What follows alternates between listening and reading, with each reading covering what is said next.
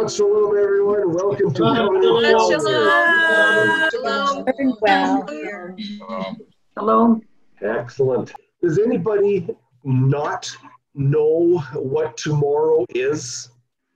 Tomorrow is a very, very important day that must be marked.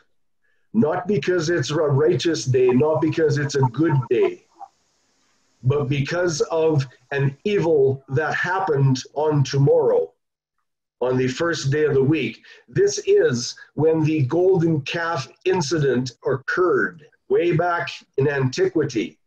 Tomorrow is the day when Moshe broke the commandments, the tablets, because of the evil that occurred. This is on the 99th day count from the wave sheaf. Some people declare a double count to Shavuot, and there is a double count, but the problem is it ends up with a golden calf. Jeanette has a very good exposition of the Trinities, plural, as in very plural, and I had a comment this morning saying that I had no idea there was so many Trinities. And there is a massive amount of different Trinities. So Jeanette, you take over and show us what you got. Well, first of all, I'm going to just read an introduction. It was the what we put in the announcement, and just to kind of give an overview again of what today is about, what you can expect, okay? So this week is a continuation of our Exodus campsites, and we're going to focus on the golden calf idolatry that immediately broke the covenant that Elohim was making with Israel. Some feast keepers promote a 99-day Omer count to Shavuot, Pentecost, instead of the 50, as is clear in the scriptures. Yet scripture does show the 99th day is also the same day that Israel committed the idolatry with the golden calf. This again is a student team teaching opportunity by 3 students of Covenant Calendar Club. There will be more nuggets from the previous campsite number 10 to lead up to it. And we're going to summarize the covenant. And we're going to give background information to that age-old idolatry stronghold. This is for the purpose of us understanding where it still exists today and what guises and masks it shows up in. So we do need to learn from the past, as there is nothing new under the sun. Let's be able to recognize it and avoid being deceived any longer. This topic is meant to stir us all into good discussion and share what we all see as possible golden calf obstacles to our covenant inheritance today through our Emelec and Kohen Yahusha, and may we all walk in his righteousness. So today's topic and discussion will be led by April, Johnny, and myself, Nat. So I'm going to be giving just some snippets of background history behind the pagan idolatry from the time of the flood as it leads up to and pertains to the time that Israel was in Egypt. I don't know. Okay, I've just entitled this Idol Worship During Israel's Exodus from Egypt, the Golden Calf at Campsite 11. So we always have to look at definitions. That's the start of any study, right? So for the word idol, in our Bible dictionary, it says an image, a sculpture, or other representation of any person or being intended as an object of worship or as the embodiment and efficient presence of a deity. Lots of meaning in those few words. Idols were made in all sizes, and they were made of silver and gold, as it says in Psalms in those verses. And when metallic, they were melted metal into a mold and called molten images. Or they're also plated metal over a wooden carving. They were made of wood or other materials. They were fashioned with graving tools or other instruments and were called graven images. There are many Hebrew words that have been translated into the single word idol in all, I guess, in the KJV. So that's very interesting too, that there's 11 words. I'm sure that's a whole study in itself and not for today. Okay, here's a key scripture that indicates that it seems that the idol that Aaron made was both graven and molten. Exodus 32:4, and he took from their hand, meaning the people's gold earrings, and formed it with an engraving tool and made a molded calf. And they said, "This is your mighty one, O Israel, that brought you out of the land of Mitzrayim." And that's from Hallelujah Scriptures. In KJV, it says, "And he received them at their hand and fashioned it with a graving tool, after he had made it a molten calf. And they said, These be thy gods, O Israel, which brought thee up out of the land of Egypt." Now, other sources say that most idols were carved from wood or clay and then overlaid with metal, gold, or silver. And that would be called like gold plated, etc. This seems to fit the wording that's underlined above, that maybe after it was carved with a graving tool, he made it a molten calf. It's a possibility. Idolatry was practiced early on in man's history. It was not a new concept Israel learned from Egypt. Consider the ancestors of Abraham.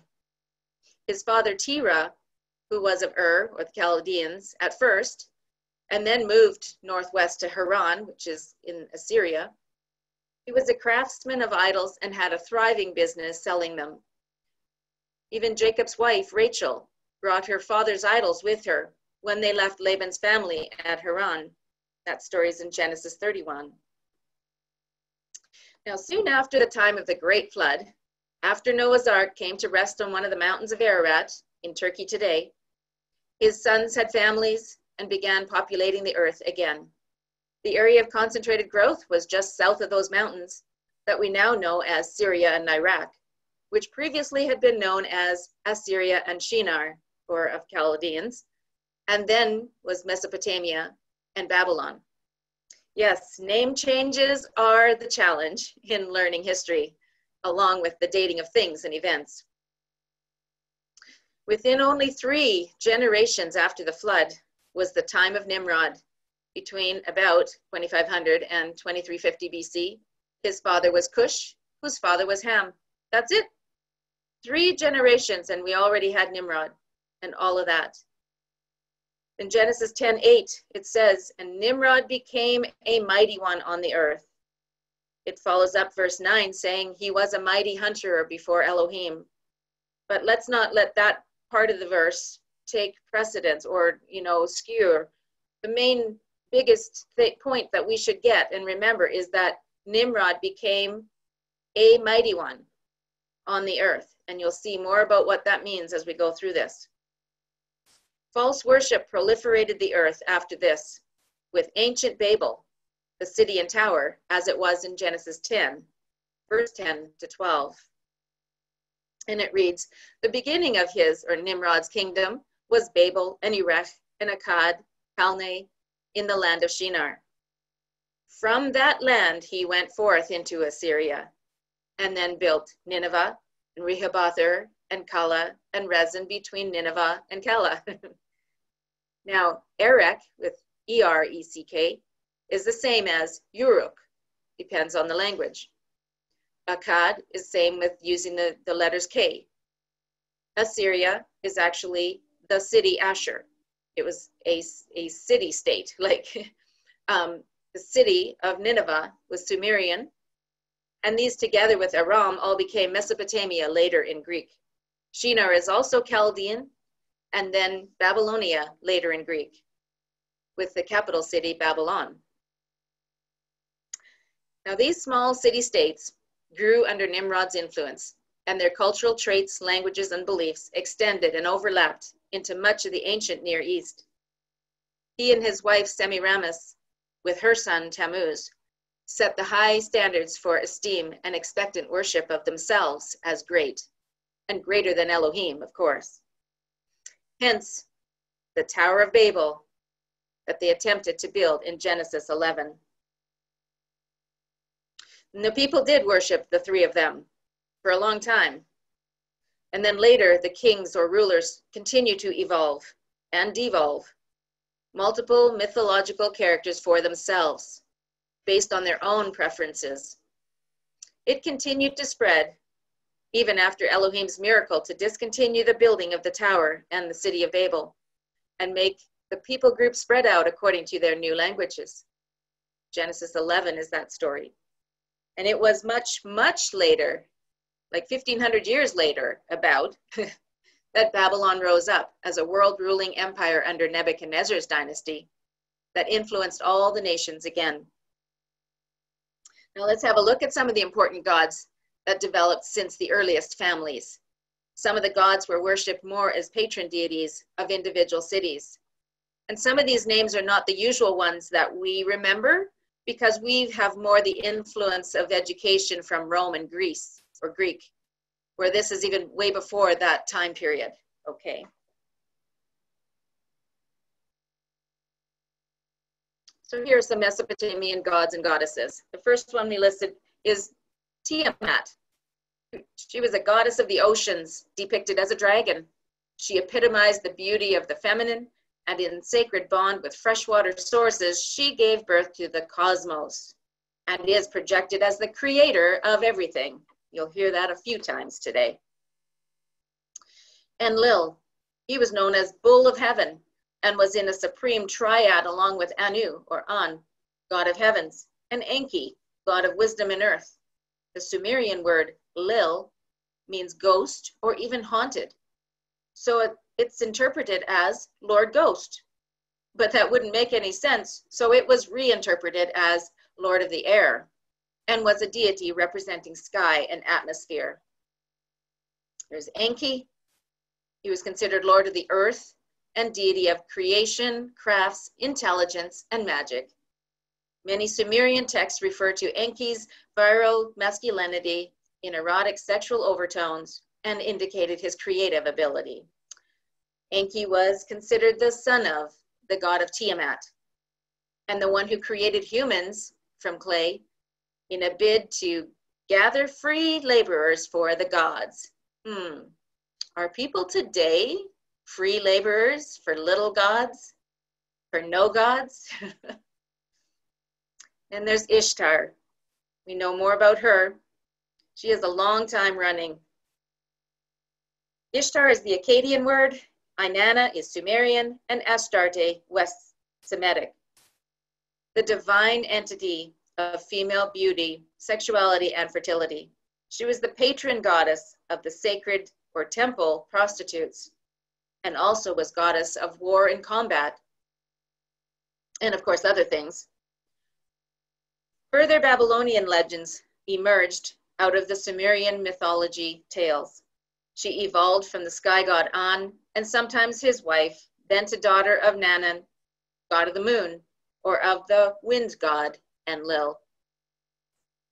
She was associated with the planet Venus, and together with sun god Shamash, and the moon god Sin, formed a triad. Her symbol became a star with 6, 8, or 16 rays within a circle.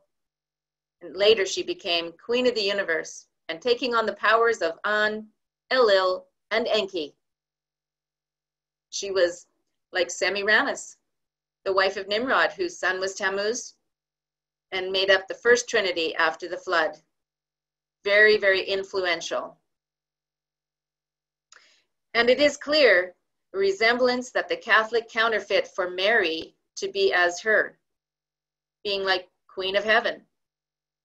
People have replicas called Mary and they pray to her. Isn't this like worship of her? And it is from the name Ishtar that we get Easter. Food was typically brought to offer a god or goddess. Is this a connection to the hot cross buns? Could idol worship still be happening today? How about the god Sin? That's in Akkadian, or Nana in Sumerian. The moon god and firstborn of Enlil. And with his wife Ningal, he became father of the sun god Shamash, or also called Utu. And ironically, look at the spelling, comparing the sun as in the sun, S-O-N, and Inanna Ishtar, completing that triad. Along with Ishtar, these three formed a triad, but not his wife? He was considered Lord of Wisdom and head or father of the pantheon of gods and the creator of everything. The two chief centers for his worship was at Ur and Haran, but also in South Arabia. Originally, he occupied a coastal position by the mouth of River Euphrates, south of Iraq. Sin was represented as the bull from his father Enlil, but this bull had wings, and with the waxing moon as resemblance of the horns. Notice the word bull. It's a term that's used when the god is considered a major deity or a mighty one, more than all the other gods. However, most importantly, ancient Mesopotamians ascribed an astronomical angle to the studying of this god, Sin, often translated in unintentional but scientific analysis, with scribes maintaining records on the radians, paths, and the cycles of the moon within particular time frames. These records were compiled to keep an eye on future omens that were thought to have the potential to decide the course of important events. And there's a picture there. There's a king who's presenting his daughter to this triad. The crescent moon representing Sin, the sun and star represented by Shamash and Ishtar.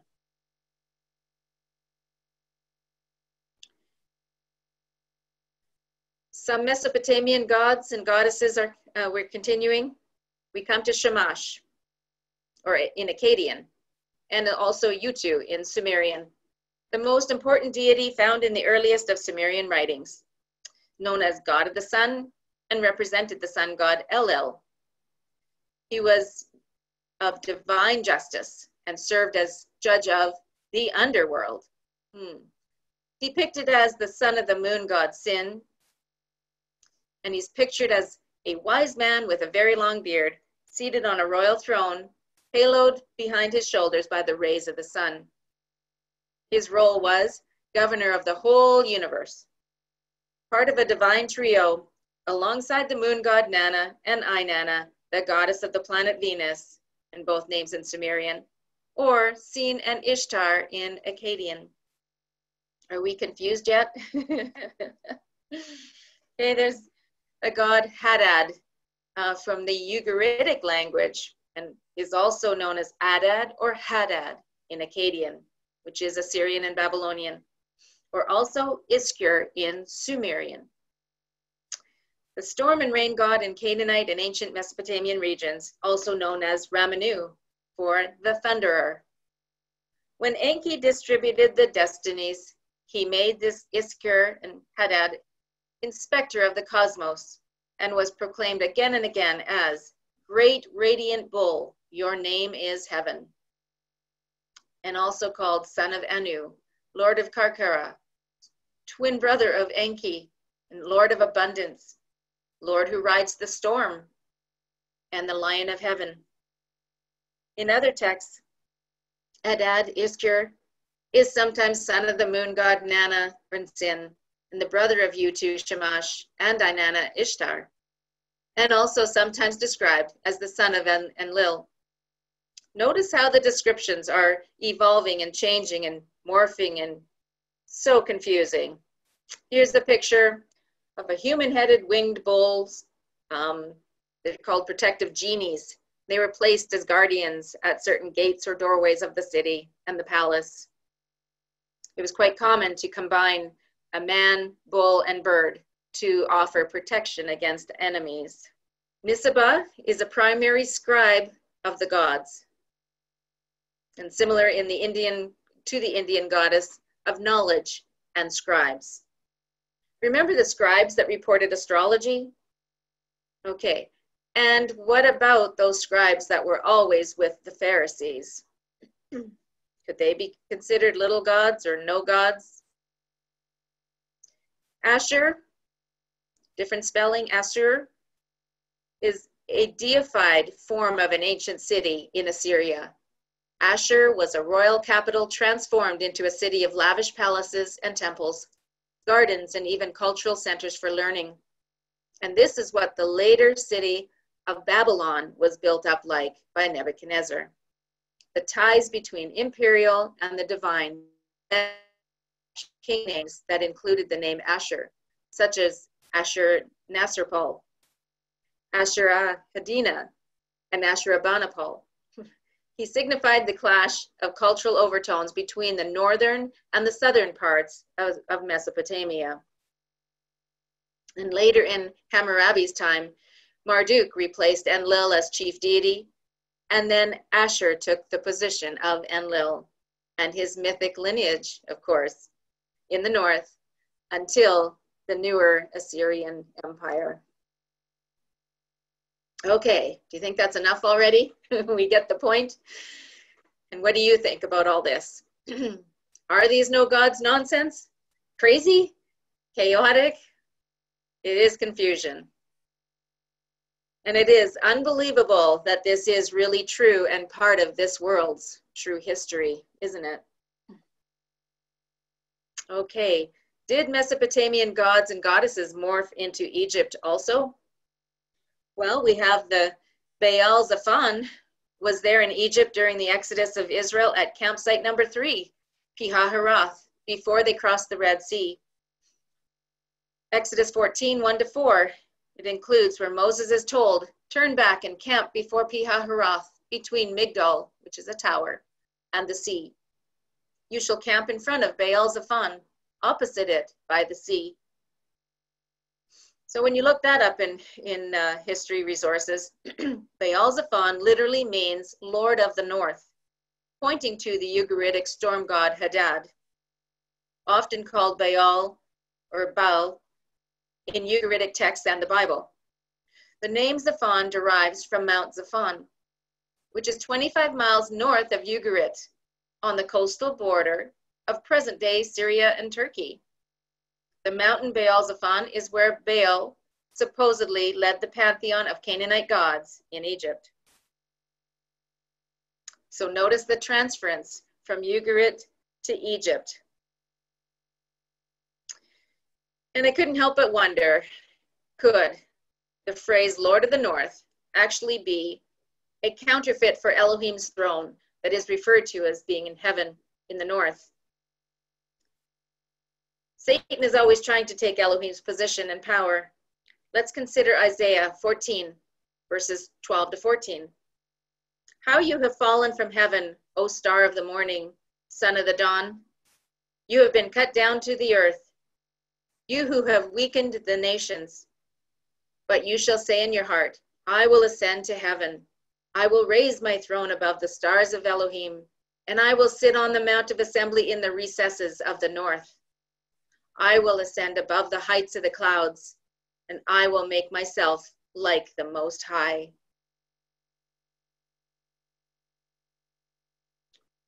So the Ugaritic storm god Hadad was also Baal Zephon.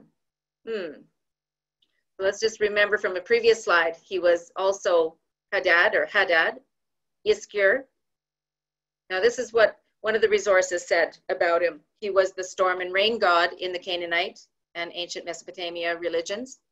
Hadad was introduced to Mesopotamia by Amorites, introduced as Adad, and he had the same logo as Iskir, which is transliterated as the letters I and an M. And is this too close to what Yahuwah or Elohim calls himself as I am? This was the same symbol used by another god, the Hurrian god Teshub. Hadad was also called Pidar, Rapio, Baal Zephon, or often simply Baal, as in Lord. And this title was also used for other gods. The bull was the symbolic animal of Hadad. He appeared bearded, often holding a club and thunderbolt, while wearing a bull-horned headdress. He was equated at the same level as the Greek god Zeus and the Roman god Jupiter. But at this time, there was also an equivalent as the Egyptian god Amun. So we were trying to fit them all into this proper time period. Greek and Roman gods came later. And here's a picture of Hadad. Notice the animal leg bone markings to go with the bull horns.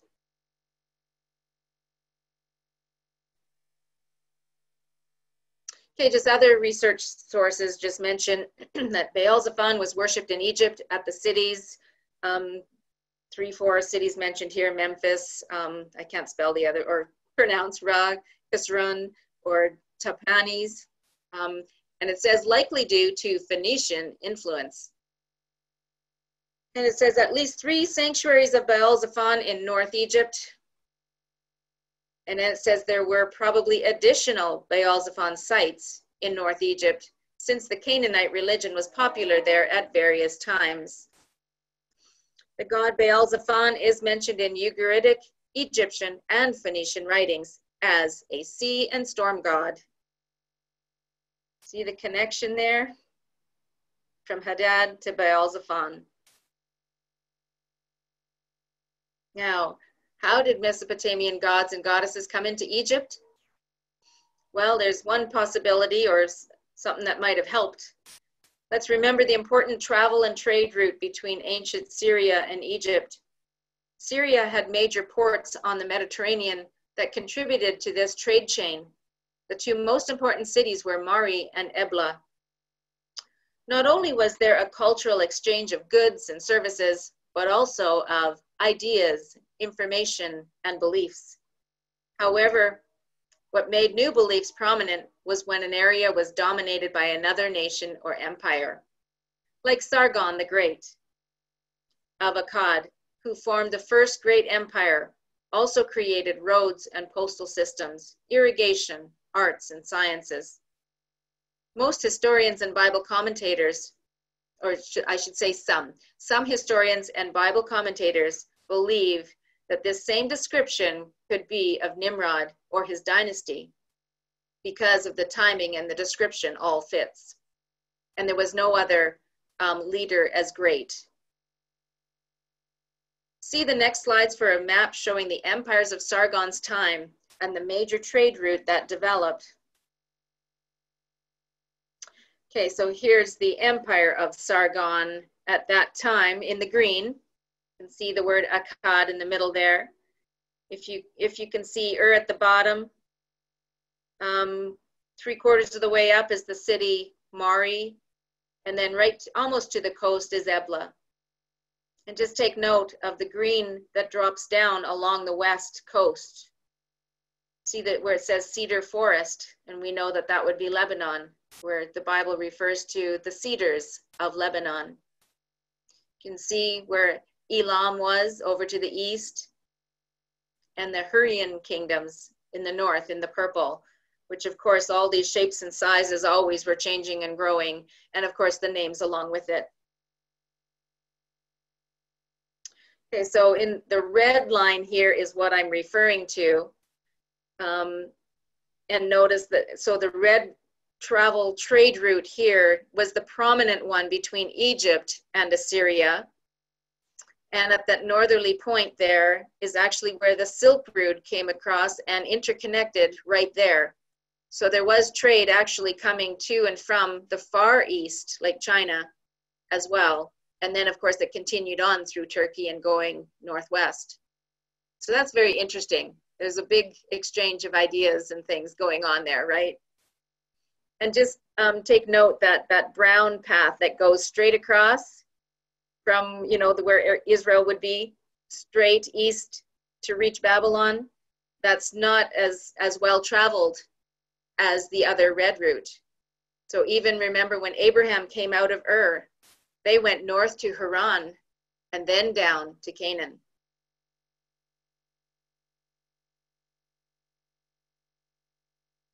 So the collapse of the Akkadian Empire and the ensuing Mesopotamian Dark Age was credited to the invasion by the Gutians, or Indo-Europeans, likely of the Japheth descendants, a climate change that caused a famine and perhaps disruption in trade, and weakening the empire to the point where the invasions and rebellions, which were easily met and put down and passed, were no longer effective. Famine is alluded to, even in another later work a writing known as the Curse of Agade, which tells of the destruction of Akkad by the will of the gods. And this is the same time period that the Bible records Abraham and Sarah going to Egypt because of a famine in Canaan. And that was only about 250 years after Nimrod. The city of Akkad fell. The great kings of that dynasty were gone, and so was the great empire of Sargon. Just the legends remained, which were told, and retold, and written, and copied for many centuries afterwards. And after this was when the new dynasty of the Hyksos began in Egypt, and it was also called the Shepherd Kings of North Palestine, of Syria, and they were of Semitic descent.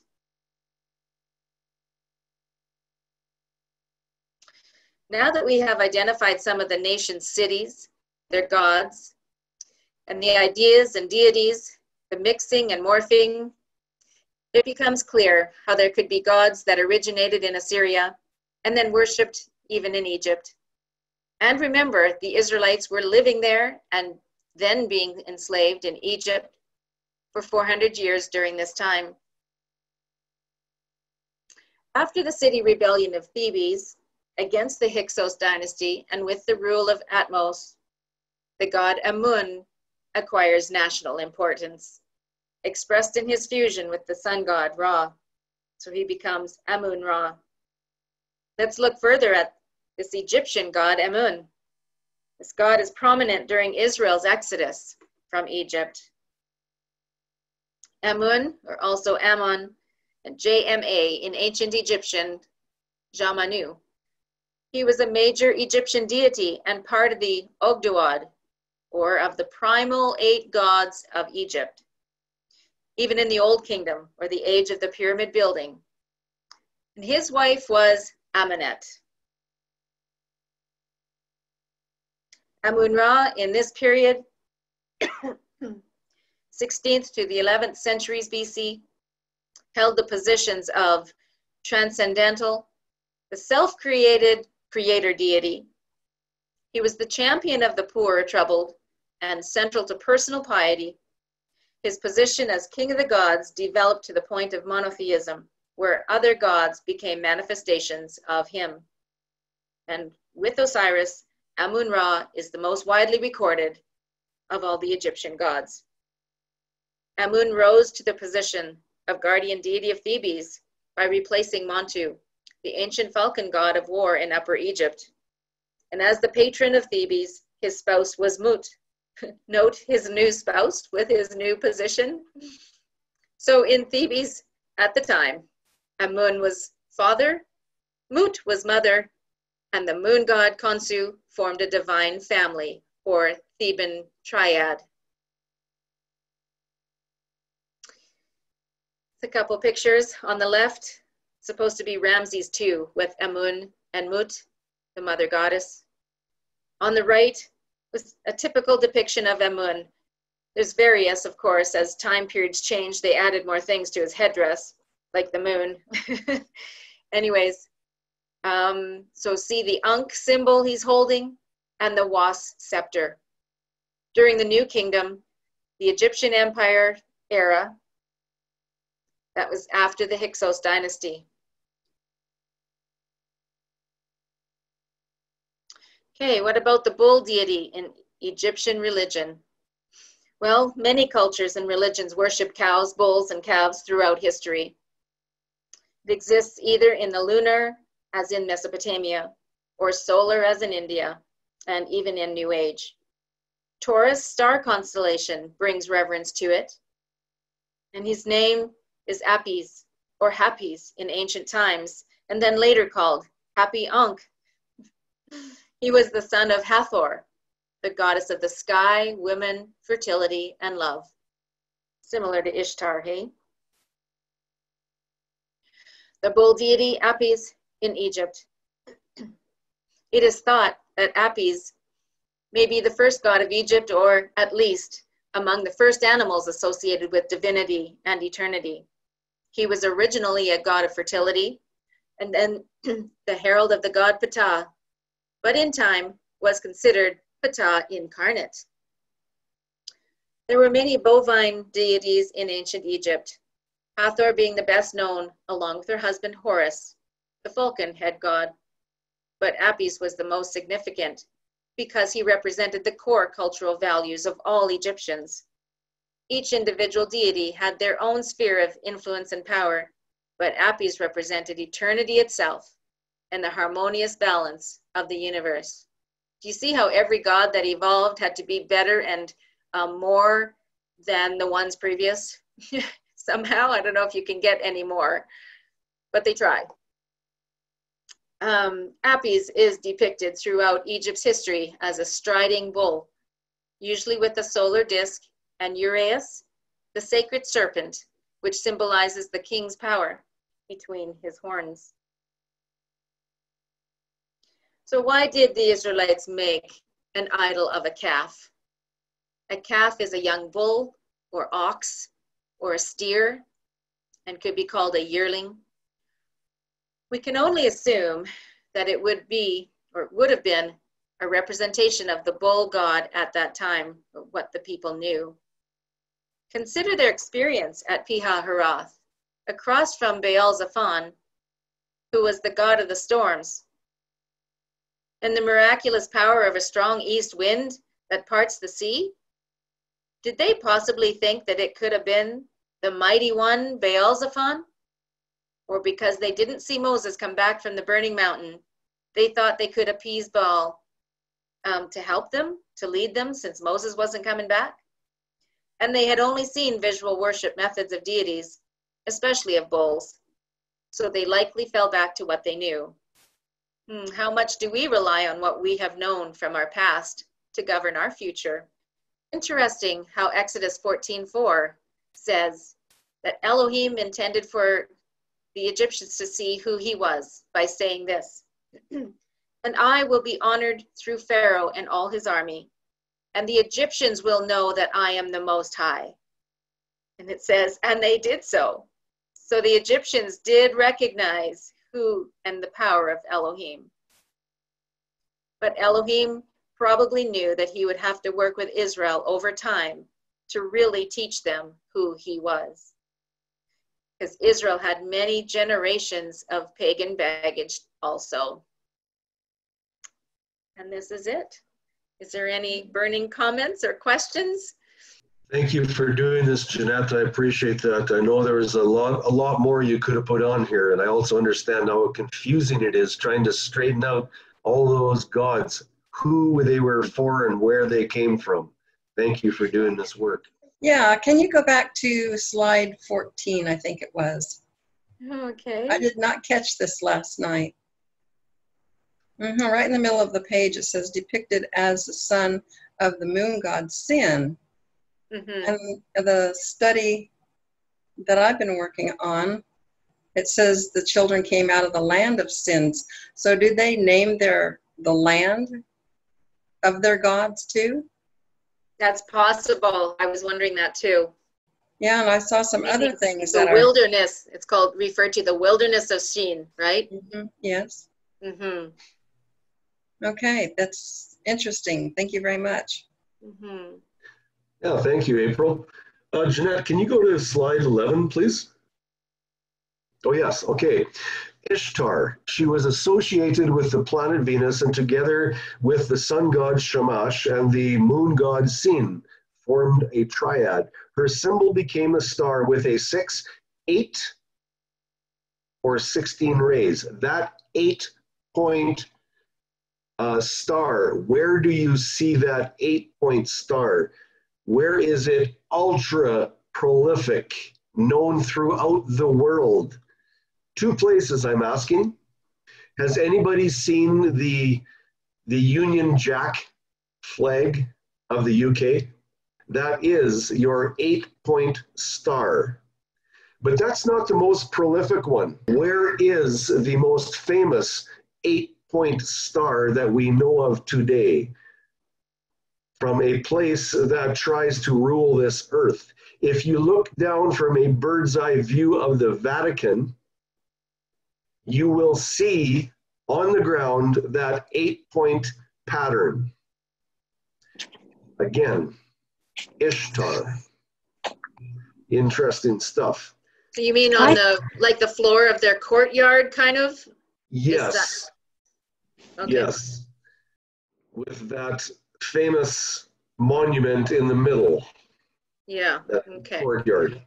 And then, do you want to say what the 6-point star must be? I'm going to leave that for our friend Johnny. Yeah, you guys could think about it and guess, and then Johnny will let us know. Yeah. Where does that 6-point star come from? Who is it? Why is it there?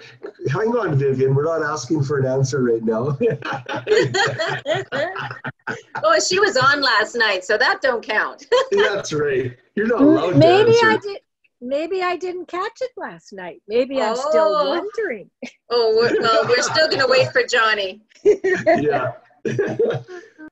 Jeanette, can you move it to slide 27, please?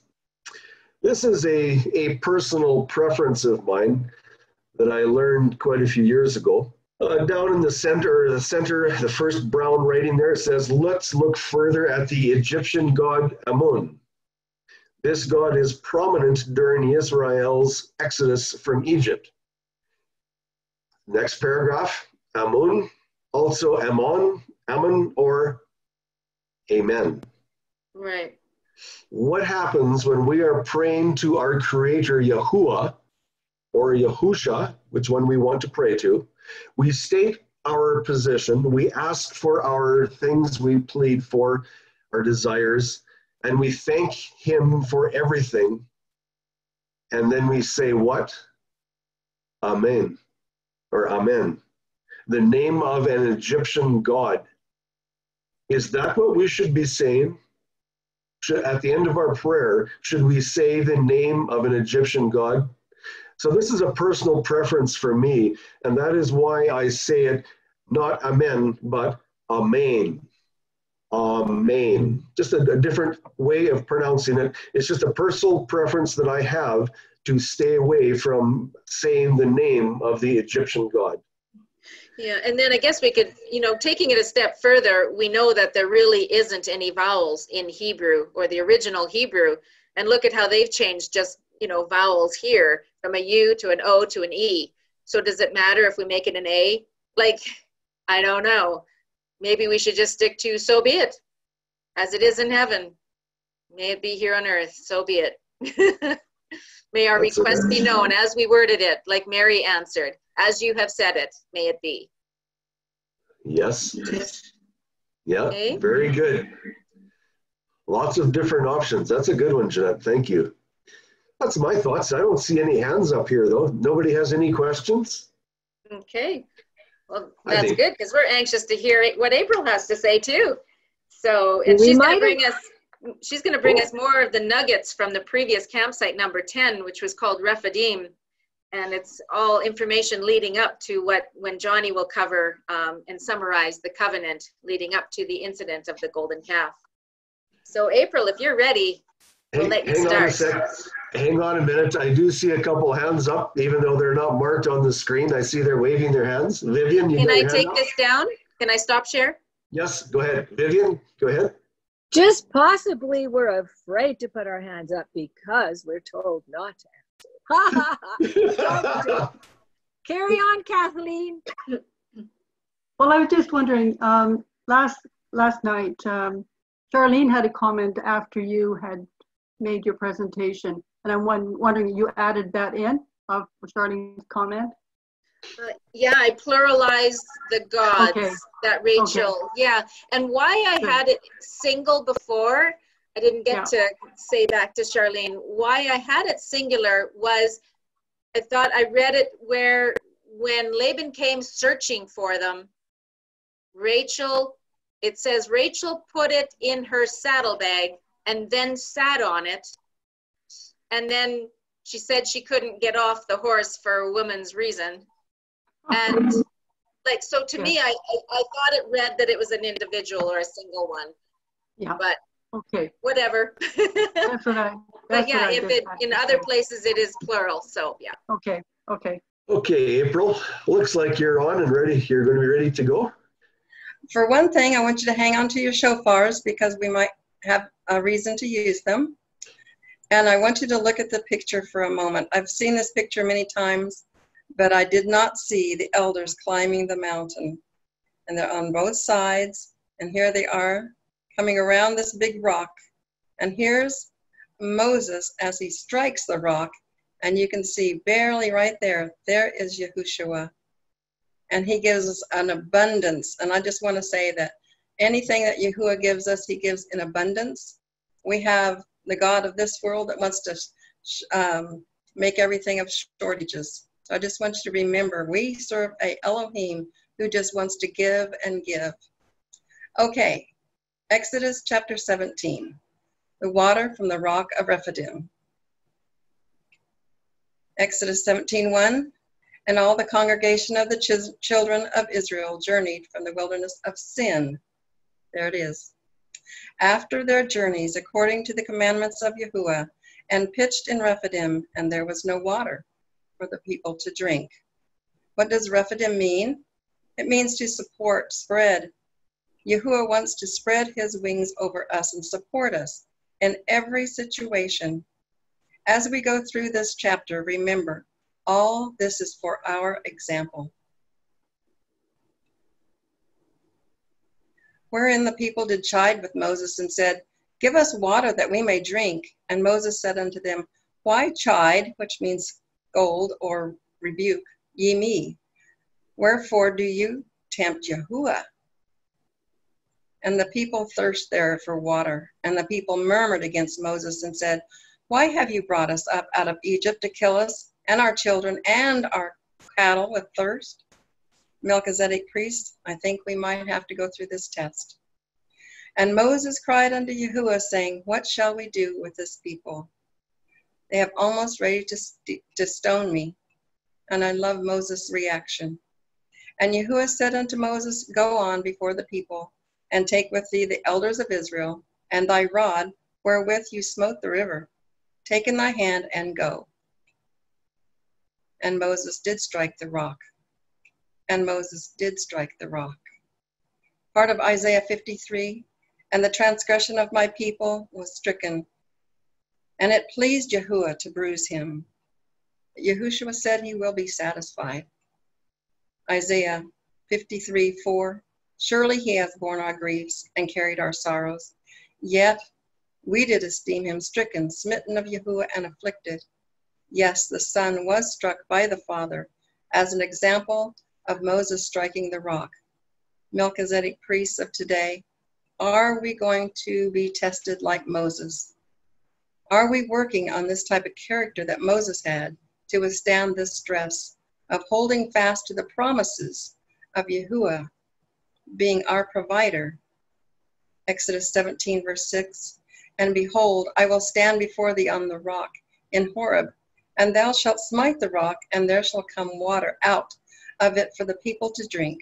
And Moses did so in the sight of Israel. In the sight of the elders of Israel.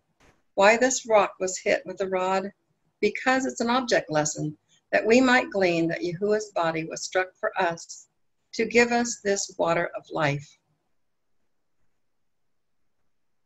And Moses called the name of the place Massah and Meribah, because of the complaining of the children of Israel, and because they tempted Yahuwah, saying, is Yahuwah with us or not? The meaning of Massah, one who tempts others. Who's that? And the meaning of Meribah, dispute and quarrel. After we have witnessed these events in history, can we complain, questioning, is Yahuwah with us or not? Can we dispute or quarrel in front of our Elohim? I think we need to take heed to this lesson. This part 2 is the same chapter, it just changes the subject matter. And who are the Emelekites? And they are the seed of Esau, who fought with Israel at Rephidim. Agag is a Northwest Semitic name or title applied to the biblical king. It has been suggested that Agag was a dynastic name of the king of Emelec. And just as Pharaoh was used as a dynastic name for the ancient Egyptians. Neither one of these were pushover armies. What did Rephidim mean? Remember, it means to spread or support. So Joshua did as Moses had asked him, and he fought Emelec. And Moses, Aaron, and Ur went up the top of the hill. And it came to pass when Moses held up his hands that Israel prevailed, but when he let his hands down, Emelec prevailed. But Moses' hands grew weary, and they took a stone and put it underneath him, and he sat on it. And Aaron and Hur stayed up his hands, one on one side and one on the other. And his hands were steady until the going down of the sun. Yahuwah wants the heathen nations to take notice how Yahuwah fights for us. In this generation, look at what will take place. Hebrews 12:26. This is the New Testament. This is for our day. Look at the promise. Whose voice then shook the earth, but now he hath promised, saying, Yet once more will I shake not the earth only, but also heaven. Israel, are we ready for this type of display? Ezekiel 38:20, so that the fish of the sea and the fowls of the heaven, the beasts of the field and all the creeping things that creep upon the earth, and all the men that are on the face of the earth shall shake at my presence, and the mountains shall be thrown down, and the steep places shall fall, and every wall shall fall to the ground. We need this sure foundation that Moses sat on, the rock of our salvation, the trusted cornerstone, and Moses' faith was as sure as that solid rock. Let us be centered on this solid rock. That's our assignment. Why did Emelec attack Israel? Well, why do the heathen rage? The Amalekites were not being threatened by the Israelites. They attacked a people who were weary and worn out, specifically those who were lagging behind. In short, the Egyptians feared the Israelites because they were strong, and the Amalekites attacked the Israelites because it was a good time. They were tired and weak. In short, the Amalekites were cowards. Esau's spirit, through Satan's agenda, will attack us when we are weary and worn out. So be on your guard. Exodus 17:13. And Joshua embarrassed Emelec and his people with the edge of the sword. Hear the words from our mighty captain for our day. And Yahuwah said unto Moses, write this for a memorial in a book, and rehearse it in the ears of Joshua. I want to repeat that just for our generation. And Yahuwah said to Moses, write this for a memorial in a book, and rehearse it in the ears of the Melchizedek priests. For I will utterly put out of remembrance Emelec from under heaven. And Moses built an altar and called the name of it Jehovah Nisi. For he said, because a hand is on the throne of Yah. Yahuwah is to fight against Emelec from generation to generation. And right now we are seeing the children of Esau rising up against spiritual Israel. Are you ready to see the great display Yahuwah will do when he fights for us? And Yahuwah, when he rises up, when he stands to shake the earth, his enemies will crawl in the holes of the ground, and they will hide in the caves of the rocks. From the terror of Yahuwah and the glory of his majesty, blow the trumpet in Zion, blow the shofar, for our victory is sure. And you can blow your shofars because I'm counting on this.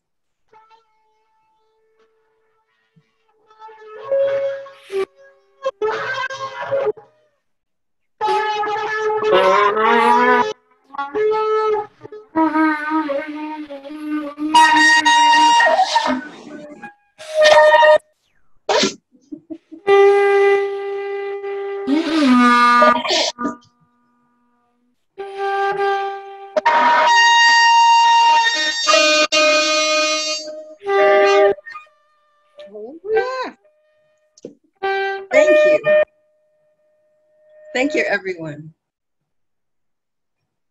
Before we ask, he even delivers us. Isn't that wonderful? A new chapter, chapter 18. Jethro, he's a priest, and notice, he is revered, deep felt respect. He's admired by the people of Midian. And where is Midian located?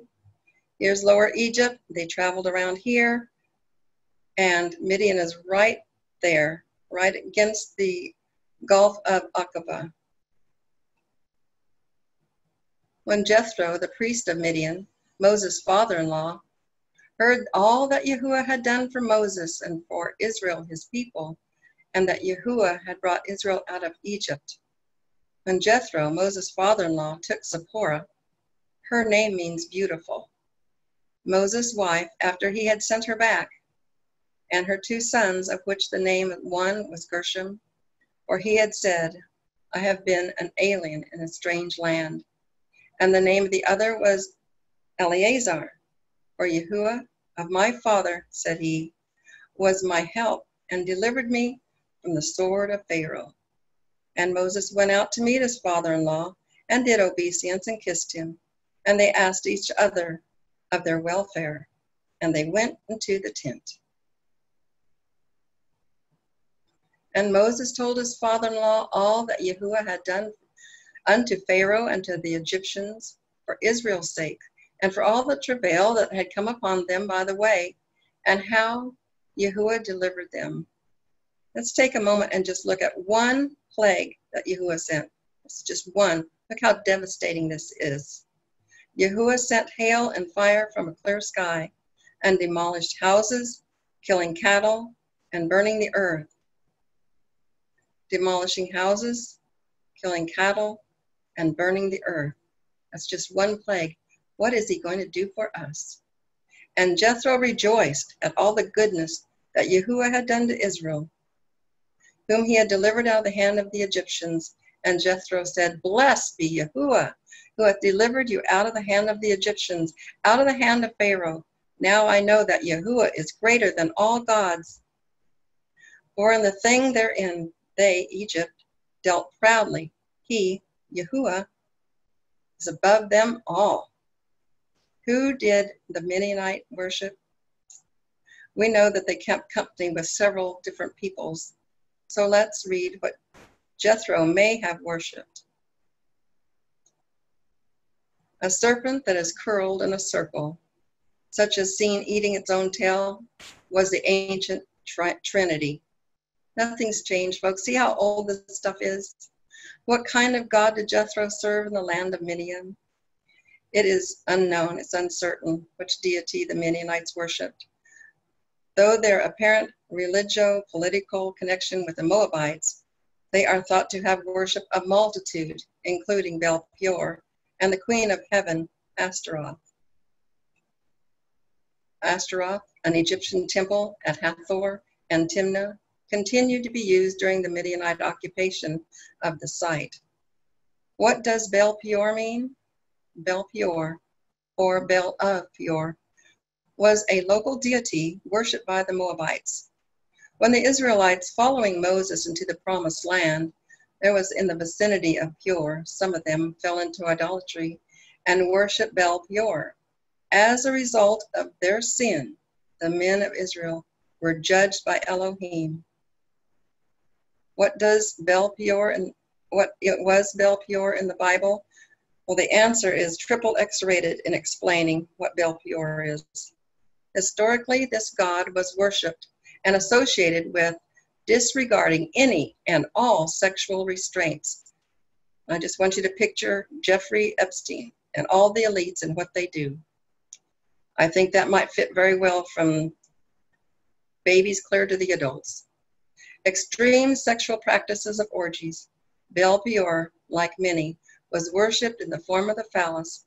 To go one step further, the Hebrew word Peor comes from the root word Pear, meaning open, gap, wide, or hole. The Bible goes on to say 26,000 died at Baal Peor. Yahuwah hates this stuff. And Jethro said, Blessed be Yahuwah, who has delivered us out of the hand of the Egyptian, out of the hands of Pharaoh. And now I know Yahuwah is greater than all gods. For they, the Egyptians, dealt proudly, and Yahuwah, our Elohim, is above them all. What a deep impression that must have made on Jethro. And Jethro's father-in-law took a burnt offering and sacrifices for Yahuwah. I don't really know what that means, if he had his own animal that he sacrificed or if he gave it to be sacrificed, but it says Jethro, Moses' father-in-law, took a burnt offering and sacrifices for Yahuwah. So it sounds like it came from deep down in the heart. And Aaron came and all the elders of Israel and ate the bread with Moses' father-in-law before Yahuwah. And it came to pass on the morrow that Moses sat to judge the people, and the people stood by Moses from morning until evening.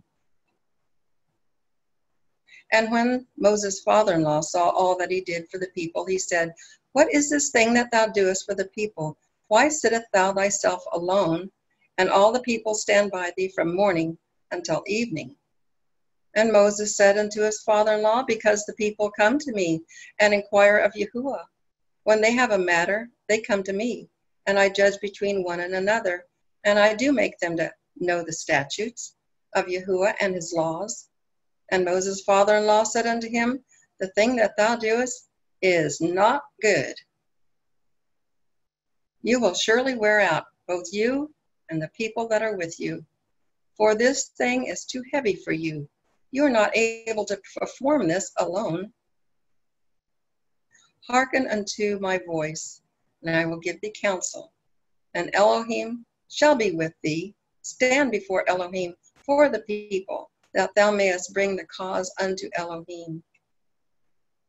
And thou shalt teach them ordinances and laws, and shalt show them the way wherein they must walk, and the work that they must do. Moreover, thou shalt provide out of all the people able men, such as fear Elohim, men of truth, hating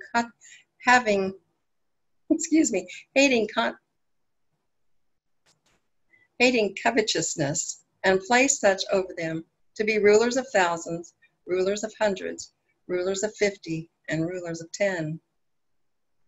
And let them judge the people at all seasons. And it shall be that every great matter they shall bring unto you, but every small matter they shall judge. So shall it be easier for thyself, and they will bear the burden with thee.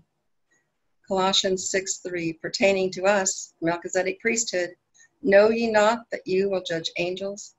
How much more things that pertain to this life? Exodus 18:20, and you shall warn them of the laws and the Torah, and show them the way in which they must walk, and the work they should do.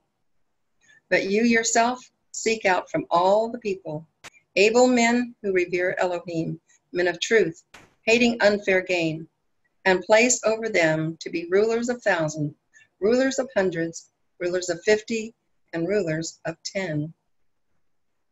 And Moses chose able men out of all out of all Israel, and made them heads over the people. And I just want to inject right here, we did have Deborah as a judge, so they might not have been all men. And they judged the people at all seasons, and heard cases, and they brought unto Moses, but every small matter they judged themselves. And Moses let his father-in-law depart, and he went his way into his own land. This is our last chapter this morning. It's Exodus chapter 19. In the 3rd month, when the children of Israel were gone forth out of the land of Egypt, the same day came they unto the wilderness of Sinai. Do you remember what day that was? It was Wednesday, the 46th Omer day, the 4th day of the week, and counting to the number 50 for Pentecost. On the next day at the base of Mount Sinai, Moses was told to have the people ready within 3 days. And I just want to take a note here. This verse to me cleared up so much in my understanding of the Elohim that I serve. Ecclesiastes 3:15 says, That which has been is now, and that which is to be hath already been. And Yahuwah requires that which is past our Elohim. He does not change. We can count on him. This is for us.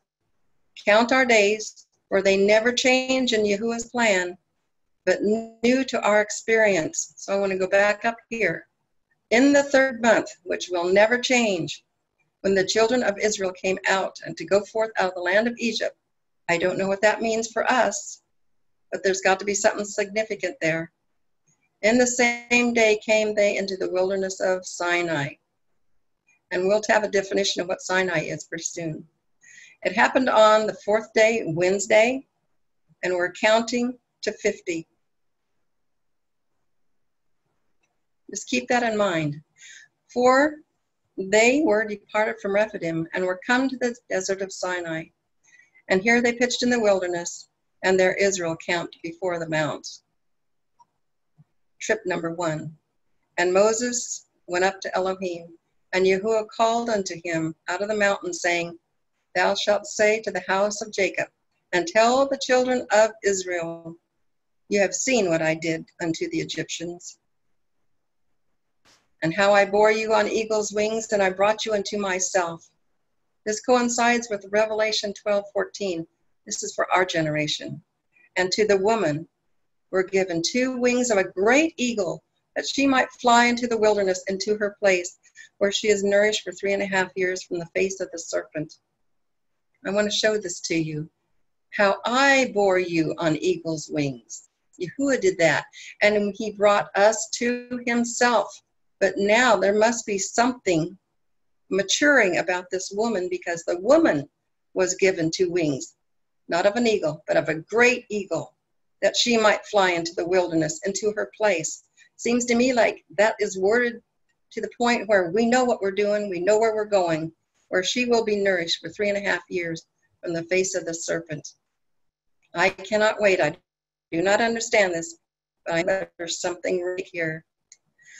Now, therefore, if you obey my voice indeed and keep my covenant, then shall you be a peculiar treasure unto me above all people, for all the earth is mine.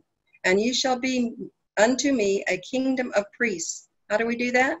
We obey his voice indeed, and we keep his covenant. And a holy nation.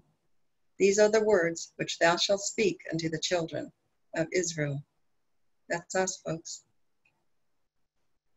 And Moses came and called the elders of the people, and laid before their faces all the words which Yahuwah commanded him. And all the people answered together and said, All that Yahuwah has spoken, we will do. And Moses, trip number 2, returned the words of the people unto Yahuwah. And Yahuwah said unto Moses, Lo, I come unto thee in a thick cloud, that the people down in the valley may hear when I speak to you up on the mountain, and believe you forever. I'm going to cling to these words, that they're for us too. And Moses told the words unto the people. And Moses told the words of the people unto Yahuwah. Important 3rd day. And Yahuwah said unto Moses, Go unto the people and sanctify them today and tomorrow, and let them wash their clothes, and be ready against the 3rd day. For the 3rd day, Yahuwah will come down in the sight of all the people upon Mount Sinai. Future application, nation of kings and priests, something big may happen. Be ready at Pentecost. Have your garments clean. And it shall be, and thou shalt set bounds unto the people round about, saying, Take heed to yourself, that you go not up the mount, nor touch the border of it.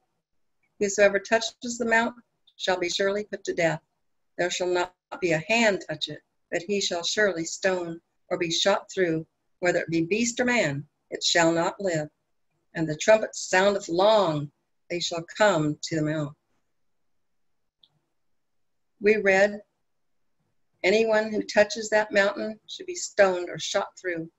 Stoning was a penalty, and it will be the last plague. When Yahuwah sends the great hailstones in Revelation, that's our generation. The 2-edged sword is the one that proceedeth out of his mouth. And Yahuwah, just like being run through, is the penalty of Mount Sinai. be stoned, or be run through. It's the same plague that comes in Revelation. What does this mean? I don't know. But Pentecost is big, and I'm really excited as I keep learning more about this time frame. And Moses brought forth the people out of the camp to meet with Elohim, and they stood on either side of the mount, and Mount Sinai was all together on a smoke. Yahuwah descended upon it in fire, and the smoke thereof ascended as the smoke of a fire, a furnace, and the whole mount quaked greatly. We get purified now, or we get purified later. And when the voice of the trumpet sounded long and waxed louder and louder, Moses spake, and Yahuwah answered him by a voice. And Yahuwah came down Mount Sinai, on top of the mount. Second application has to do with fire. And the top of the disciples' heads were flames of fire. And the wind got the attention of everybody in town. What is in store for us when the last application of Pentecost comes? I don't know, but it's a very exciting time. And Elohim called Moses up to the top of the mount, and Moses went up. Trip number 3. And Yahuwah said unto Moses, Go down, charge the people, lest they break through unto me and gaze, and many of them perished. Now the mount was on fire. It quaked. It had lightning and thunder and smoke like a great furnace. How would anyone go touch such a place? It tells me how holy are we, the remnant, are to become. We're to become fireproof. When? Sounds like before Pentecost. Sinai is thorny. That's what it means. And sin is thorn. The crown of thorns that Yahushua wore for us, we need to shed that crown as we follow him in his steps. We should be careful and crucify ourselves, be dead, buried, and rose again by the time Pentecost arrives, to be 100% usable by Yahuwah. Will we look like Moses, who shone brilliantly? This picture of Mount Sinai and what should be sinking into our minds as to what Pentecost is all about should be making some deep impressions on us now. Is this a judgment or a test for who will be the bride? And let the priests also, which come near Yahuwah, sanctify themselves, lest Elohim break forth upon them. Warning, Melchizedek priests, don't get proud. Humble ourselves. Remember, Moses was the meekest man on earth. It's a narrow path. We need to be working on our character, that our garment does not have spot or wrinkle. Trip number 4. And Moses said unto Yahuwah, The people cannot come up Mount Sinai, for you charged us, saying, Set bounds about Mount Sinai and sanctify it. And Yahuwah said unto him, Away, get you down, and thou shalt come up. Trip number 5, you and Aaron with you, and let not the priests of the people break through to come see me, lest I break forth upon them. So Moses went down unto the people and spoke to them. End of chapter 19. Summary of chapters 17, 18, and 19. Give him praise and he'll fight our battles. If we thirst, he will give us living water. We are to be believers of truth, hating unfair gain. We are to judge in and out of season, when it's popular and when it's not popular, to judge fairly. We are to be above reproach and rest upon the solid rock, for he is our salvation, and teach others the reward that waits those who love an Elohim of righteousness. Thank you. Thank you very much, April. I enjoyed it more this morning than I did last night. I shouldn't say enjoyed more. I got more out of it again this morning. So I really appreciate it. You put a lot of work in that, and you covered a lot of ground in there. A big area, many topics. Do we have any questions on this? Does anybody would like to have comments or questions? I'd like to hear from you. I have something. I can't raise my hand. I didn't think of this last night, but on page 10 about Exodus 17 and the Amalekites, I think that we should take note that it is Yahuwah that is going to put down the Amalekites. It is not going to be us. We are still fighting this battle. It wasn't back there. It is still alive and well today. But the prophecy right here is that Yahuwah is going to make an end of the Amalekites. And we're going to have to deal with them in the meantime. The other thing that I liked that was brought out for Exodus chapter 18,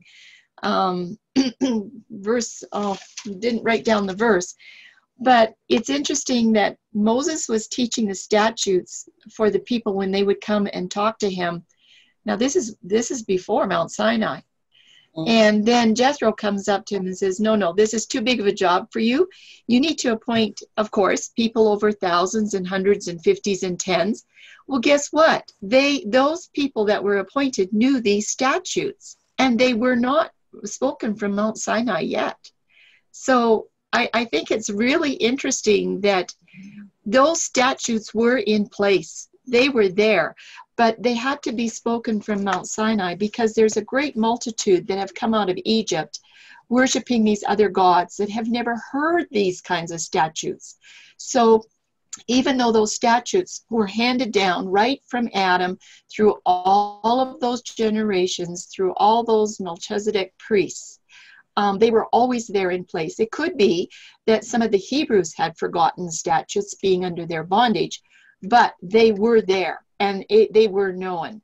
So I just think that it's interesting that at Pentecost, Yahuwah gave these statutes from the mountain to get everybody's attention that these statutes that Moses and his counselors were teaching were indeed true.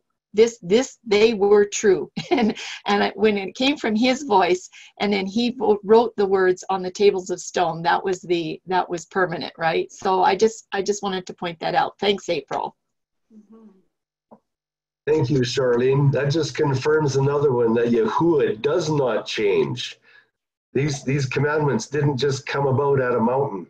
They were in there, they were instilled and established right at creation, day one. Thank you for bringing that out. Excellent. Jeanette, do you have something? Yeah, I have something that just follows right along.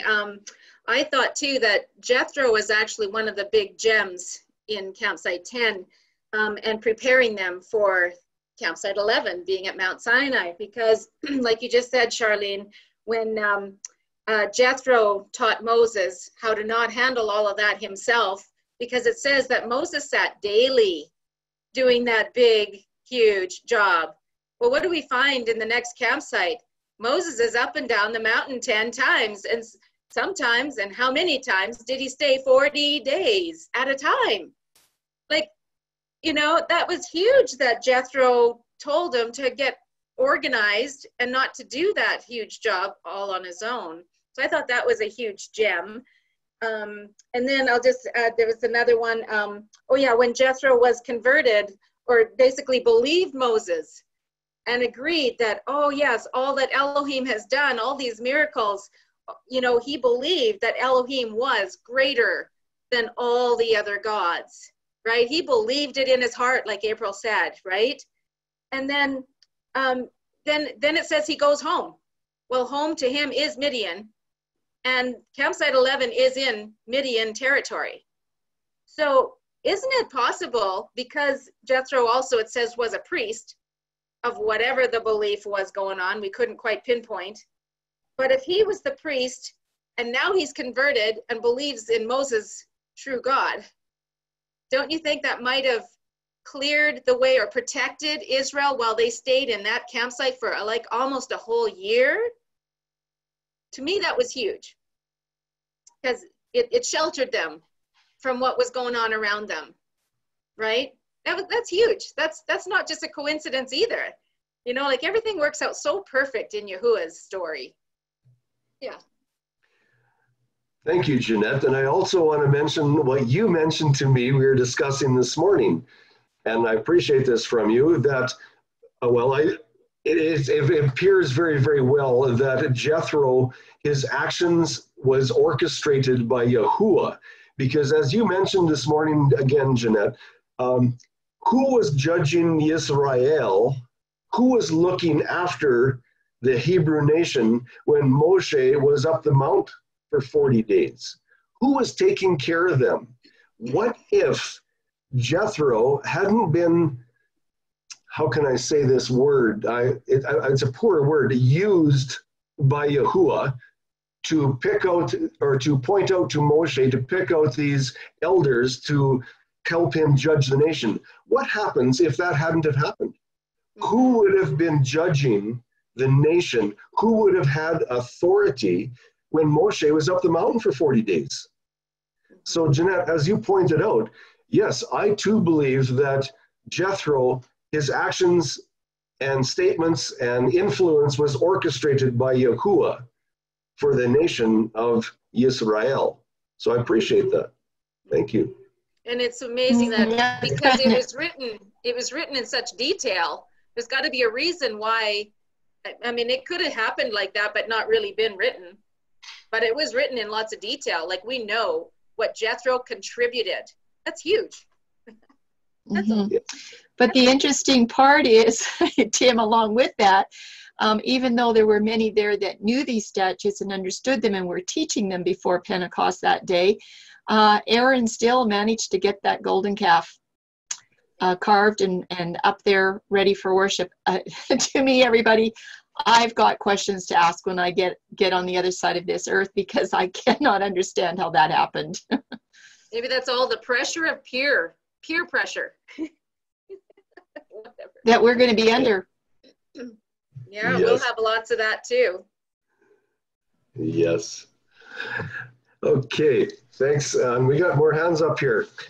And you know what? My brain is drawing a blank. All I read is Matthew, and I cannot remember my name. I'm sorry. Andrea? Andrea, yes. Sorry. I just thought it was really great, April, how you said, and I never considered this before, but the plagues are for us. So that was a huge connection, and it's like such a loving realization to come to. So thank you. And so how are the plagues for us, Andrea? How does that apply for us today? It shows us that despite all the wicked things that are going on around us and all the persecution that's going to be happening, that we'll be protected, and he's seeking vengeance for us because he loves us that much. That's what I took out of it. Yeah. And so those same gods that were destroyed in Egypt, are they the same gods that are going to be destroyed today? Just different form, but the same type of gods? Yeah, different faces, but same players is how I put it. Yeah, I agree. Yeah, thank you. Shiloh, you have your hand up. Would you like to talk to us, Shiloh? Actually, I want to go that way. No, this way. Sorry, hi, good evening again. Shalom, good afternoon. Don't be sorry. We'd like to hear her voice. And if you don't know where we are, I'm still having a little walk, a little afternoon walk with my little girl. Nice. Right. So what I wanted to contribute here, thanks very much for all the contributors and the teachers, especially on the last one. All that have been presented, a lot of information. Seems simple, but there's so much information to take in, and a place from which we can launch different studies. So thanks to the contributors. However, what I'd like to say is, with regards to someone asked a question about what's it called there, that still went and built, molded the calf and then had it all carved out after. What we have to remember is that Israel grew into what I would call the seed of a nation in Egypt. And unlike a lot of people would like to think that Israel was so pure and all separate, that wasn't the case. It wasn't the case at all. Let us remember also that when Israel, before Israel moved into Egypt, Israel moved into Egypt via Joseph. and Joseph hadn't been far removed from Abraham, who was himself a pagan. So there was a lot of reformation to do there. And I think one of the primary reasons why, one of the primary reasons that Hashem raised up Moses was not just to return Israel to Hashem, but to reform Israel, because a lot of his Torah may have been passed on orally, but they hadn't been matured. Because remember, like I said, Abraham came himself from paganism, and we need to remember that they weren't a properly matured nation in the way of Torah. So what the Egyptian practices were in fact their practices, or else they would not have defaulted back to the worshipping of the Apis bull. They would not have defaulted back to the practice of the Apis bull. So Hashem was giving them a big dose of reformation. Additionally, we have to understand that while they were being reformed from the practices of the fallen ways, I say that deliberately, of the Egyptians, when we talk about idolatry is not just somebody just wanting to go and drop before a sculptured image that they are amazed by. There's a whole philosophy, there's a whole structure of what I would call esoteric knowledge, and a concept about the association between that idol and a specific deity and some sort of benefit. So please, let us not forget that, because the Egyptians were hugely intelligent people. So were the Babylonians. There are lots of things that is associated with these idols, because the idols weren't just idols, but they were ideology based upon their understanding. Yes, you may. Based upon their understanding or what was taught to them about that associated deity. And many times those associated deity may in fact be fallen angels or spirits or demons, as we would often like to say, which associated benefits. So that's the point I'd like to make. Thank you. Thank you, Shiloh. I appreciate that. So just another perspective with a lot of background behind it. Thank you. This way. Okay, we're going up this way. I love the sound of your voice. I love it. Vivian, you got your hand up? Go ahead. Yes. What did Yahweh say, or what does the word say about Avram? Where are you going with this? I'm going with the fact that I think that Yahweh believed that he did follow Yahweh.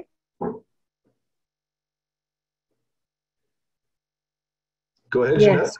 Oh, there's some references that say that maybe, because Abraham was in the lineage of Shem, and Shem lived long enough in the same time period as Abraham, and that there's some sources that say that he was actually in Shem's house quite a bit, or learning from Shem. So that's all that maybe, would make him a Melchizedek. Yeah, maybe Charlene knows more. I was thinking about righteousness. Yeah, Abraham believed, and it was accounted unto him for righteousness. Yeah, and to obey was righteousness. To when Yahuwah said to leave there and to go, and he did, that was righteousness too. Yeah. Okay. Yes. Linda McIntosh, you have your hand up? Yes. One of the verses that I've been studying is Genesis 26:5, and where it says Abraham obeyed God's voice, kept his charge, obeyed his commandments and his laws. So I looked those words up, and we are talking mitzvah, we're talking Torah, we're talking God, Abraham obeying his voice. Make what you want out of it. One thing I do know, that all of Torah, Abraham understood the laws. He understood the statutes. He understood the commandments. He understood, he listened to God's voice. Everything that happened at Mount Sinai, Abraham understood. Thank you for that, Linda, because I've heard some people question the seventh-day Sabbath before Mount Sinai, saying, oh, they didn't need to do that.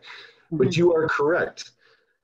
Charlene brought it out. You brought it out. Yes, these laws, these statutes were all in place long before Sinai, right That's from correct. Creation.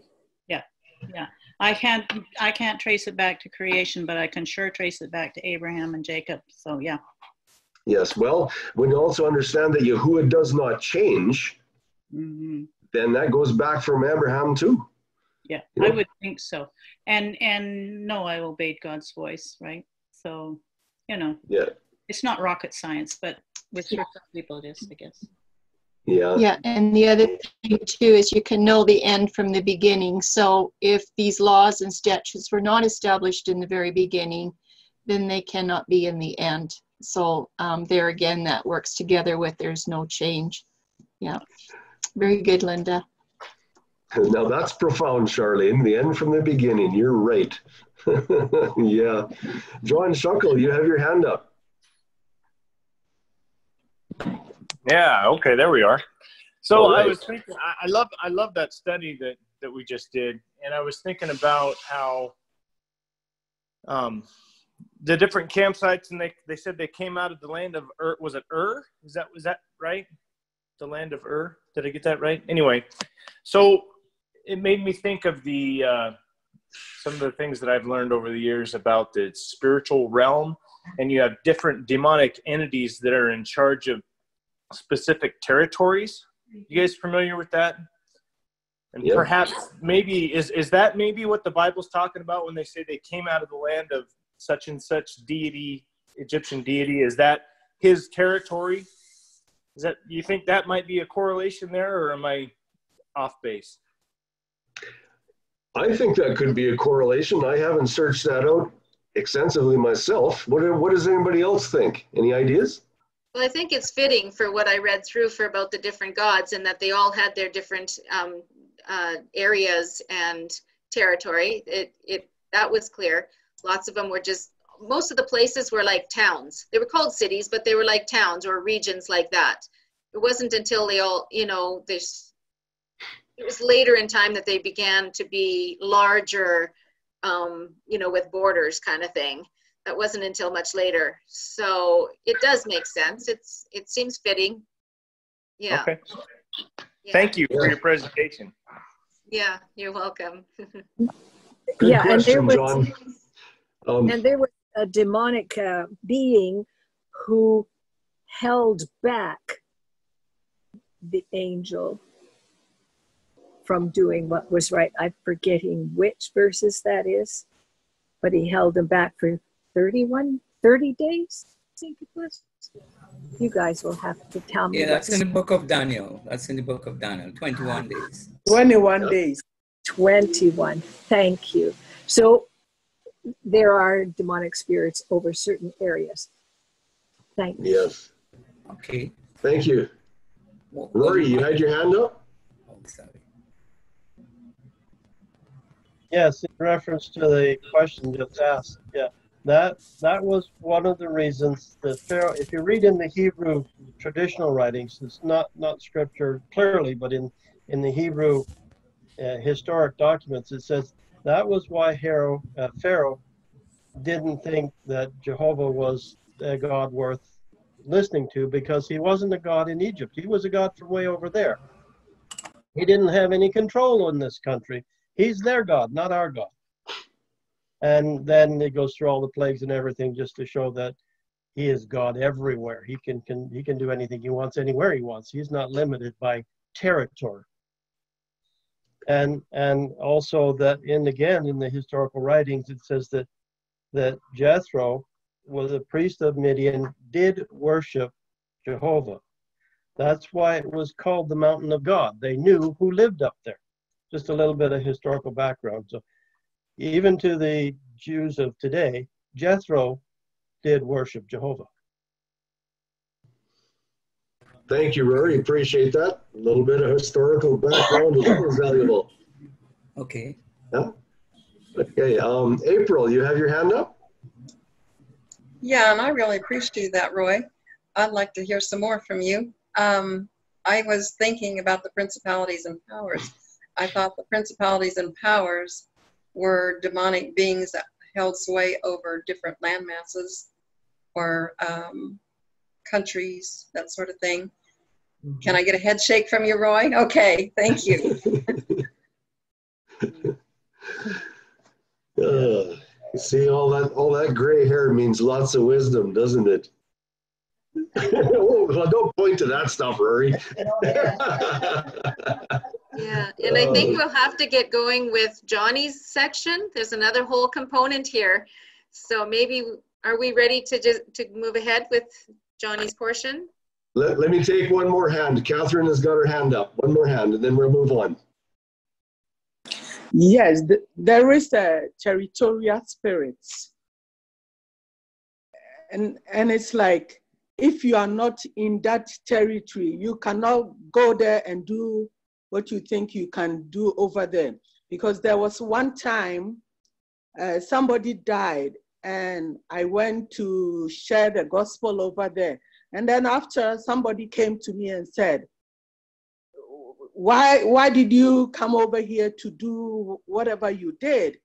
Don't you know there's a territorial spirit around here?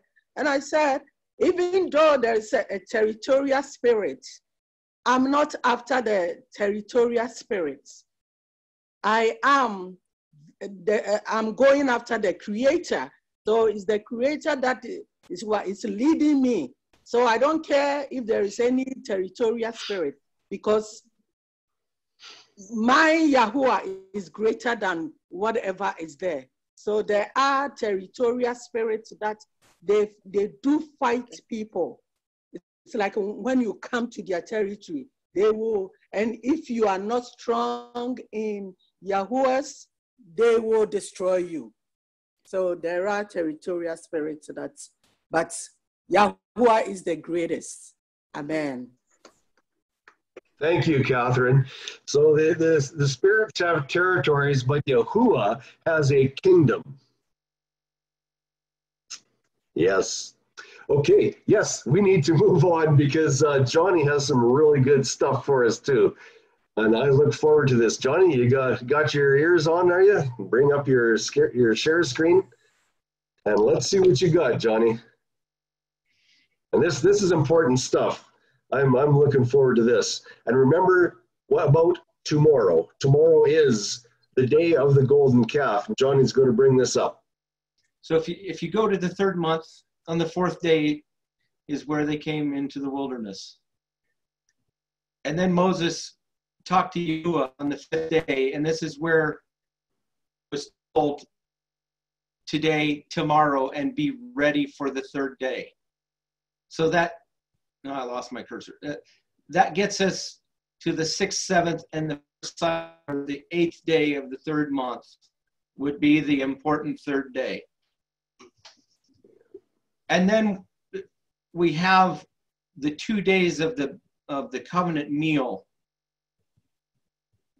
and the 7 days of waiting on the mountain. And then Moses was up the mountain for 40 more days. And that gets us down to the 27th of the fourth month, which would be the 99-day count. I just want to make sure that everybody understands that, because it's really important as far as what's happening. And so if you don't understand it, open your mic and ask a question for you.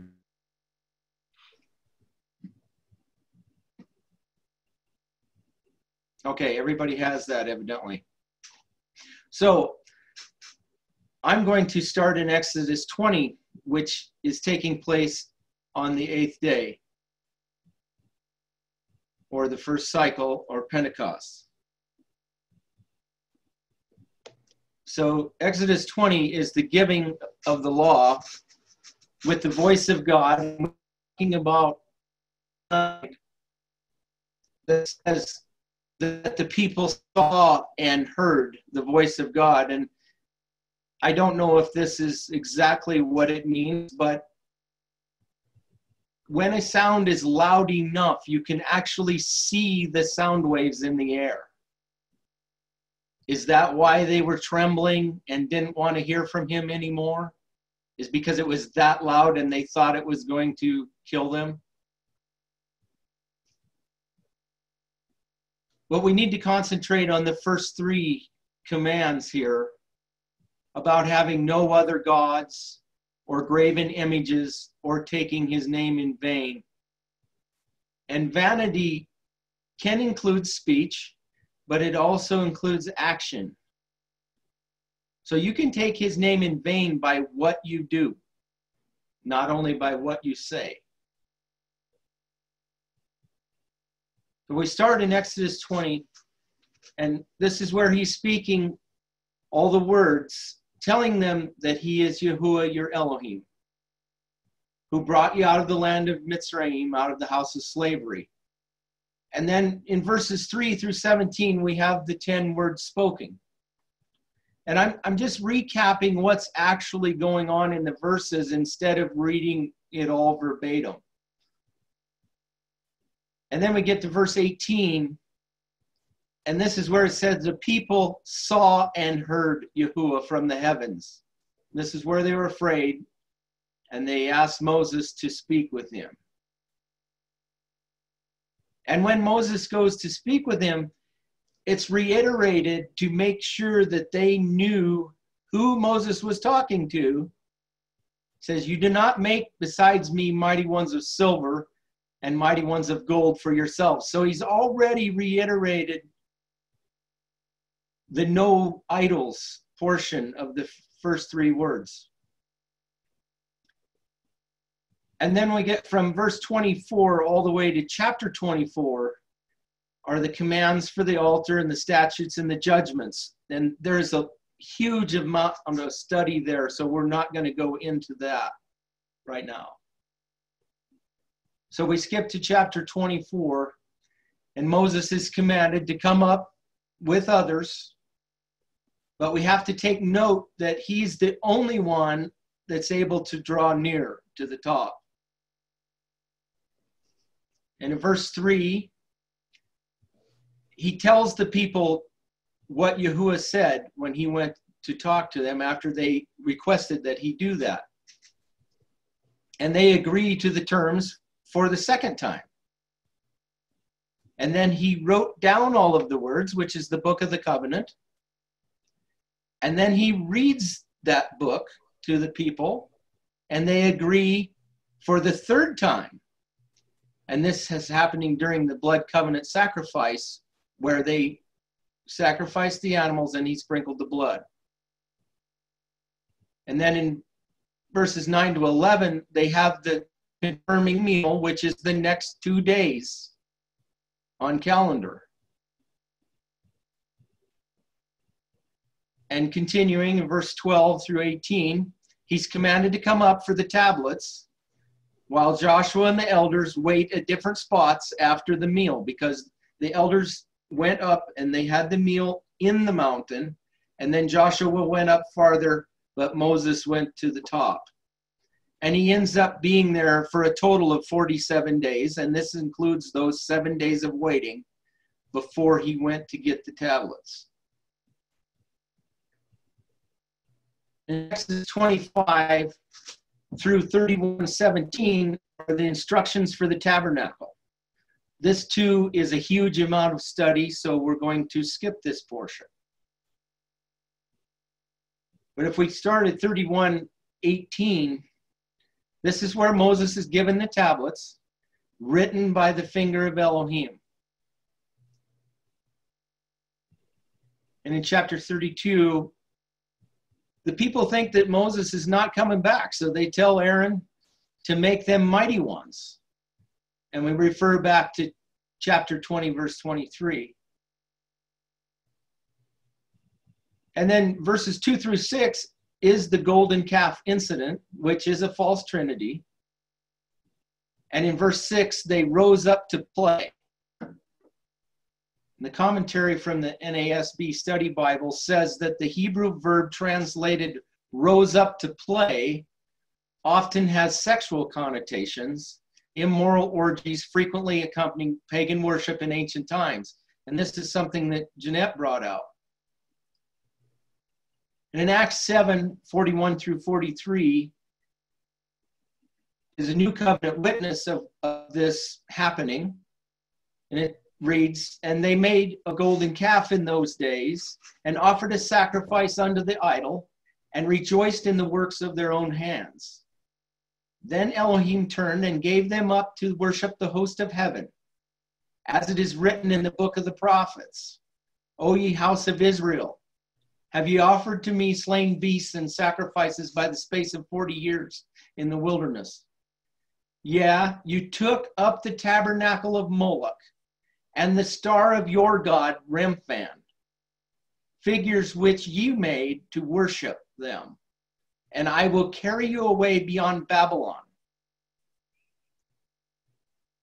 Now, if we look at Moloch and what that was, it was child sacrifice to a heated iron god. They heated up the belly of this god red hot and then offered. Don't we see that today in a false feast where we have a big red man with a Phrygian hat and we offer our children to him? Or how about your god Remphan and his star? Don't we see that six-pointed star on a blue flag today? Has anything really changed?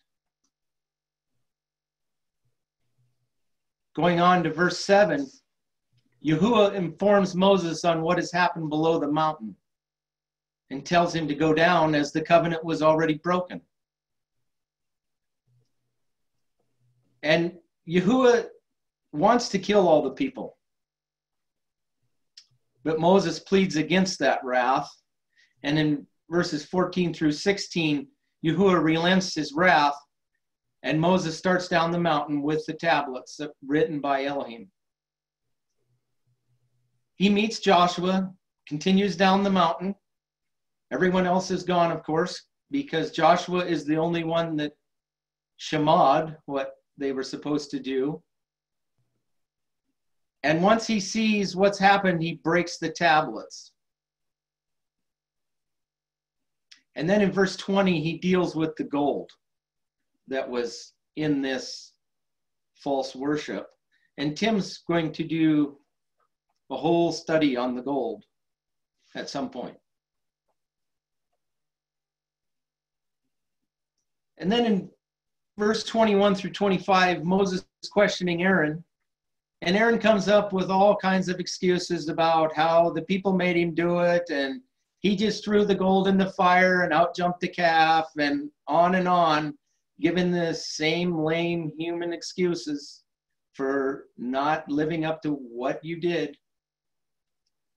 And then Moses asks, who is for Yahuwah? And the sons of Levi end up killing 3,000 people. Is this not a flip side judgment of the blessing that happened at Pentecost during the Passion Year?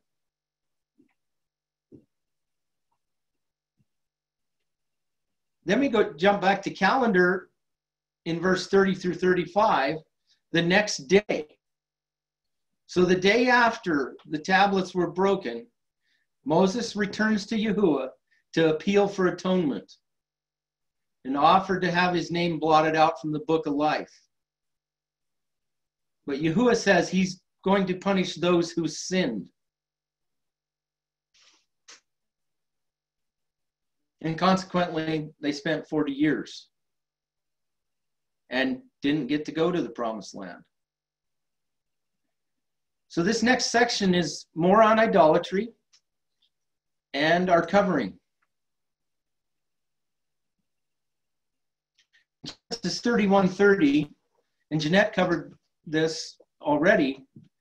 It says, and now, though thou wouldest needs be gone, because thou sore longest after thy father's house, yet wherefore hast thou stolen my gods? This is Laban asking Rachel why she took the gods. And notice the plurality here.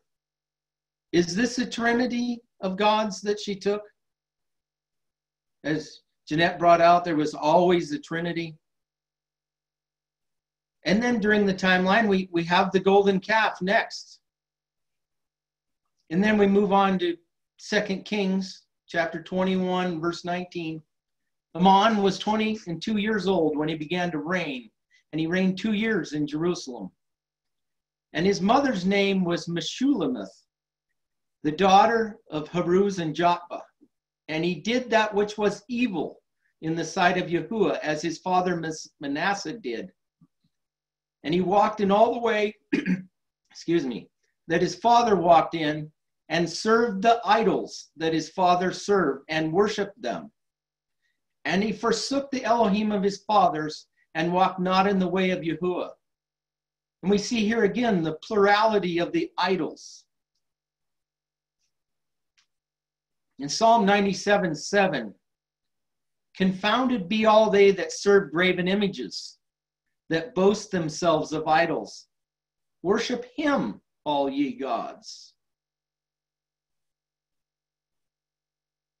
And in Psalm 106, and they served their idols, which were a snare unto them. It's always a plurality. In 2 Peter 2:22, it's written, but it is happened unto them according to the true proverb. The dog is returned to his own vomit again, and the sow that was washed to her wallowing in the mire. It's just a repetitive fallen nature to worship these false gods. We go into the prophets in Isaiah 19, verse 3, and the spirit of Egypt shall fail in the midst thereof, and I will destroy the counsel thereof. And they shall seek to the idols and to the charmers and to them that have familiar spirits and to the wizards. This was going on in Isaiah's day, but we don't have to look very far to see it going on in our day. I mean, familiar spirits and wizards. We see J.K. Rowling with her big Harry Potter series that is teaching all of this to the kids about wizards and spirits and charms. It's nothing more than idolatry. Ezekiel 6:9, and they that escape of you shall remember me among the nations, whither they shall be carried captives, because I am broken with their whorish heart, which hath departed from me, and with their eyes which go a-whoring after their idols. And they shall loathe themselves for the evils which they have committed in all their abominations. In chapter 20, verse 15, yet also I lifted up my hand unto them in the wilderness, that I would not bring them into the land which I had given them, flowing with milk and honey, which is the glory of all lands. Because they despised my judgments and walked not in my statutes, but polluted my Sabbaths, for their heart went after their idols. And we can see this happening here at the golden calf. But like was talked about earlier, we can see the end from the beginning. If we despise his judgments, walk not in his statutes, and pollute his Sabbaths, we won't see the glory land. In Hosea chapter 14, verse 8, Ephraim shall say, what have I to do any more with idols? I have heard him and observed him. I am like a green fir tree. From me is thy fruit found. Who is wise? And he shall understand these things. Prudent, and he shall know them. For the ways of Yahuwah are right, and the just walk in them, but the transgressors shall fall therein. Are we to be Ephraim in this?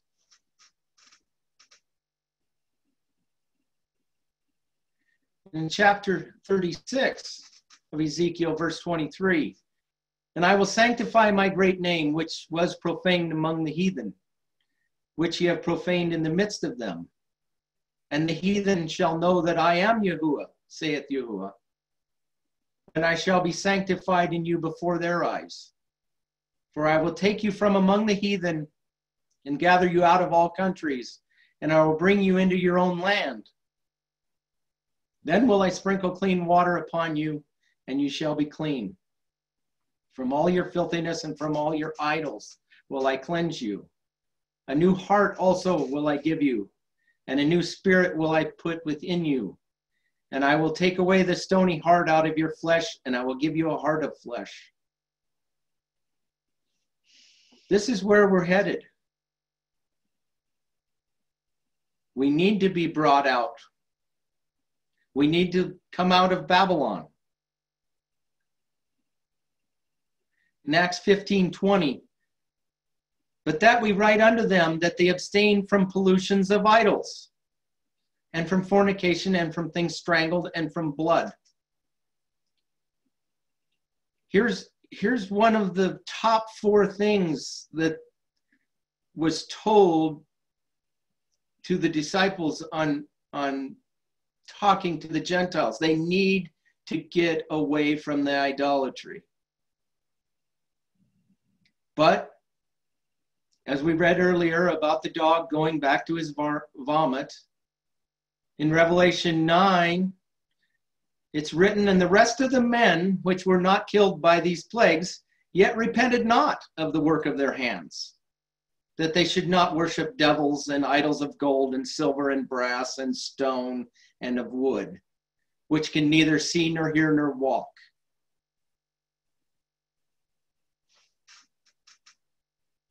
Men have a hard time listening to what they're told. Revelation 15:2. I saw as it were a sea of glass mingled with fire, and them that had gotten the victory over the beast and over his image and over his mark and over the number of his name stand on the sea of glass, having the harps of Elohim. I see the trinity of the beast here. It's another trinity that we have to put under our feet. The image and the mark and the name of the beast. And in Revelation 16, it brings it farther. And I saw 3 unclean spirits like frogs come out of the mouth of the dragon, out of the mouth of the beast, and out of the mouth of the false prophet. This is the main trinity, false trinity of Revelation. We have the dragon and the beast and the false prophet. We have to be able to see this and stay away from it. And here's just some more pictures of these trinities. As Jeanette said, they just changed their name a little, morphed their look a little, but it's still the same identity.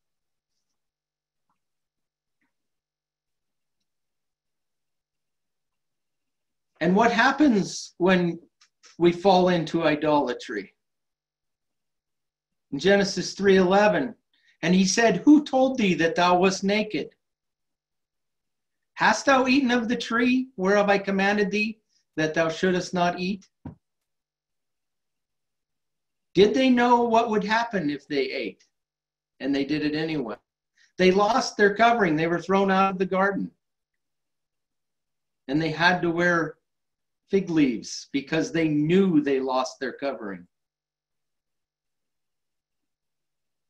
In Exodus 32, when Moses saw that the people were naked, this goes right back to where we were. This is the golden calf. They rose up to play. They were having orgies. And he saw that they were naked. They lost their covering because they broke the covenant. 2 Chronicles 28:19. For Yahuwah brought Judah low because of Ahaz, king of Israel. For he made Judah naked and transgressed sore against Yahuwah. The same thing is happening again. When you break covenant, you're naked. 2 Corinthians 5:4, Paul says, for we that are in this tabernacle do groan, being burdened, not for that we would be unclothed, but clothed upon, that mortality might be swallowed up of life. We're looking for the covering of eternal life.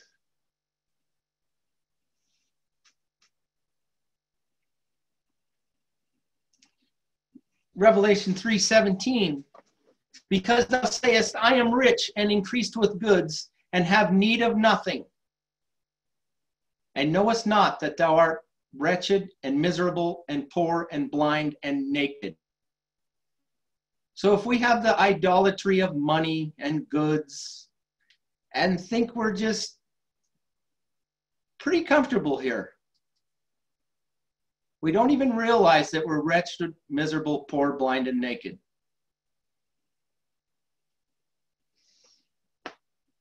And he says, I counsel thee to buy of me gold tried in the fire, that thou mayest be rich, and white raiment, that thou mayest be clothed, and that the shame of thy nakedness do not appear.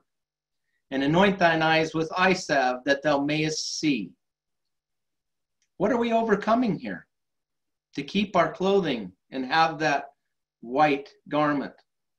Here's the patience of the saints. Here are they that keep the commandments of Elohim and the faith of Yahusha. Behold, I come as a thief.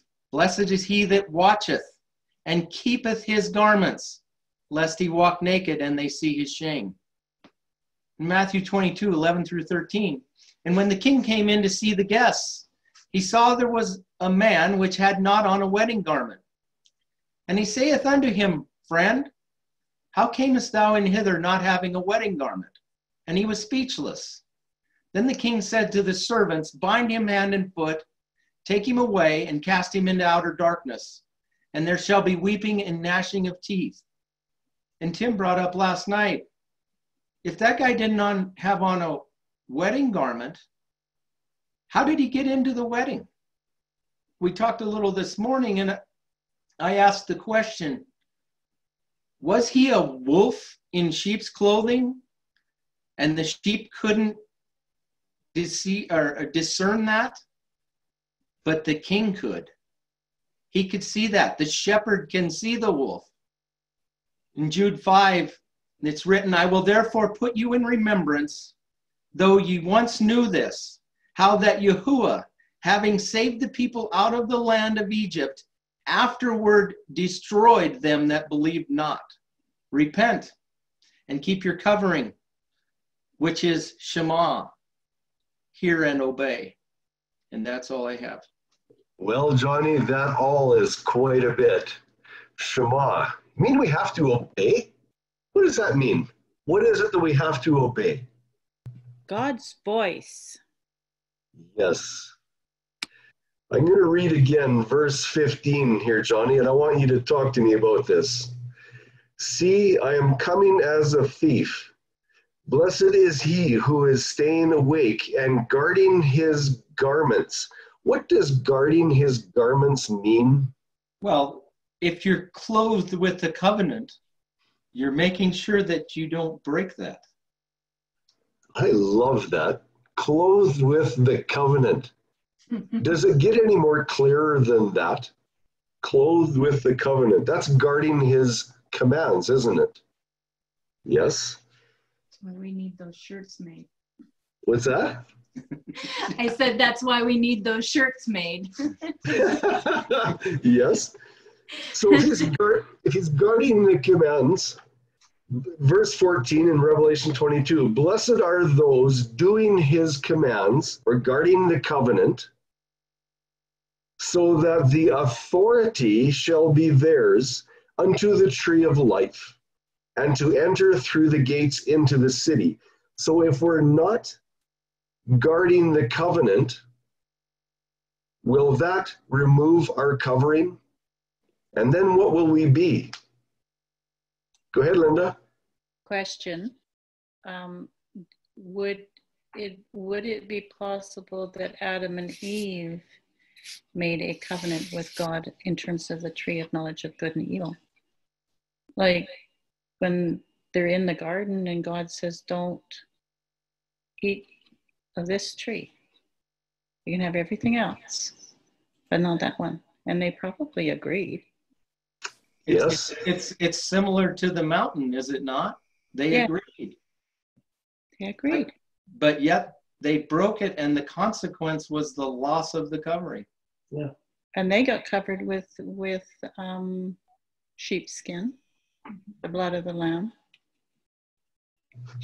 I mean, I can't prove any of that. It just twigged, right? You know, Linda, thanks for bringing up the blood of the lamb, because I'm going to jump ship here a little bit, and I want Johnny to help me out. Johnny, can you tell me the difference between the purpose of the blood at the crucifixion and the blood on the altar, as in the wave sheaf? Is there a difference? And what is the purpose of those differences? Well, I believe there is. The death at the tree paid the broken covenant penalty. When the pieces were flayed, there was a death penalty imposed for breaking that. He paid that death penalty, but on wave sheaf, he put the blood on the altar for an atonement. I don't know how to say it differently to get my point across, but. Yeah, so the blood on the wave, or in the altar of the wave sheaf, is what brings our salvation. He makes us. It's our covering. Our covering. Yes, our covering. And that blood makes our garments white as snow. Yes. Oh boy, and that takes me right back to the red heifer and the and the little worm that worm. We're going to get into that later. Thank you, Johnny. Jeanette, you have your hand up. Okay, yeah, regarding what Johnny was saying about, well, the covenant is our covering, and I see it really clearly, like when you break that, which was our protection, that keeping the covenant protects us. It keeps us kind of fenced in a way, away from the enemy. And when you break that, it opens you up to the enemy to be able to come in and inhabit within us. So then we do need the blood, to heal that and to be okay again. And yeah, and it's a daily thing to try not to, like we have to continue to live in righteousness, which is keeping covenant. And that protects us. And that ensures our salvation, our eternal life. So, yeah. So that puts a new light on being legalistic. If this covenant protects us, and yet we're accused of being legalistic, bring it on. Let me be legalistic, because if that covenant is going to protect me from the evils, if that's Yahuwah's wings over me, then let it be. Then let's be legalistic for Yahuwah. Yeah, well, there's definitely lots of scriptures that do say that we need to do. We need to shema. We need to do, not just believe. We need to be doers and not just by faith only. There's so many scriptures, yeah. And so if we have to do, if we have to perform, is there a reward, Catherine? Yep, that leads to the rewards, yep. Yes, definitely. There's a reward. Yeah, and again, I guess it comes down to, like many people argue, there's a level where you can have salvation. But like I try to explain to my daughter, the difference is that I don't just want to be, just have salvation or just make it in the door. I want to be one of his, where I can be a part of his new government in the new kingdom. And that's what makes the difference. He needs leaders. He needs people who he can count on, people who know his word, people who know his covenant because they've lived it, because they teach it, they've raised their families, they teach it. There's a need. I see that Yahuwah needs to have people in positions in government, and that's part of the reward. That's part of the crown and the reward, as to what he's going to he can trust you with responsibility, because what you were faithful with in the small way, or here on earth in small ways, he knows that he can trust you in the bigger things in his kingdom. There's so many scriptures. It's a great topic. I'm glad Catherine's opening it up so we can get a start on that stuff. Awesome. Yes, we're looking forward to that, Catherine. Anticipation. More truth coming out, and we appreciate those, the people that are being leaders. And what I'm seeing here is some leaders that are starting to step out. Johnny, Catherine, Jeanette, April, you guys are leaders. And this is what it's all about, is to make leaders for Yahuwah. Ermi, you have your hand up, waiting patiently. Yes, thank you. Thank you, Johnny, for your presentation. I really enjoyed that a lot. And there was something you mentioned, I wasn't sure if I understood that correctly. Said something like that's in the... Can you get a little closer to your microphone, Ermi? Sorry. Is that better? Yes. Yeah. Okay. You mentioned something about Passion Year. I'm not sure if I understood that correctly. Somewhere in... Yes, I was talking about those at Pentecost on the Passion Year when the Spirit came down and then there was thousands saved. That's the blessing part. The cursing part are those who were killed for disobedience. Okay, why is it called Passion Year? I mean... Well, I just used that phrase. Oh, okay. It's the event of it. Yeah, that's when it happened, was the crucifixion year at Pentecost. Okay, good question, Ermi. Got to keep us in line, and that's good for us. April, you have your hand up. Yeah, I have a question. Maybe it's just a statement. I don't know. Remember when Yahuwah brought Israel out on eagle's wings? But then he gave those eagle's wings to the last generation. Those eagle's wings were great eagle's wings. Is that because we kept the covenant, he gives us this gift of wings that we might fly into her place? Because we kept the covenant, kept the law, we know what it is, we've been faithful. I don't know. I'm just trying to figure out where this all fits, because I think it's greater than I can even imagine. Is that referencing another reward? Yeah, I think it is a maturity. Here you have succeeded in this trial. I'm going to give you these wings that you might fly into your place. Apparently she knows what it is. It has to do with covenant and keeping the Torah. And it's about protection. It is, and it's about his government. For 3.5 years. Mm-hmm. I don't know. I can't go any further than that, but it just seems to be so awesome to me. Yeah. Thank you. Yeah.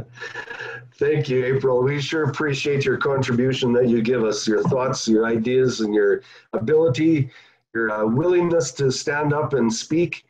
We appreciate that very much. Desiree, you have your hand up? Yeah, I missed part of it there. We had to switch from a phone to an iPad, so I might have missed some comments. But I was thinking about when you asked Johnny to explain the difference between the blood on the tree versus the blood for atonement. And I didn't look up the reference, but you guys probably know the verse that talks about trampling on the blood of Yahusha. And I was thinking that, how do I say this? Probably most church-going people don't realize there's a difference between the blood on the cross and the blood at atonement, because I'm just now understanding that. So there's probably a lot of people who don't understand.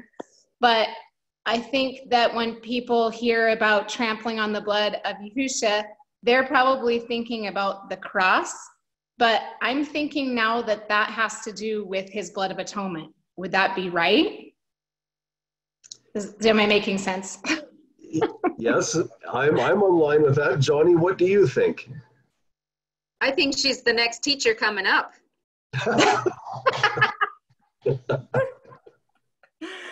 Well, dare I say that I actually do think that one of my spiritual gifts is teaching, which Charlene has hinted that perhaps I could do a little something here and there.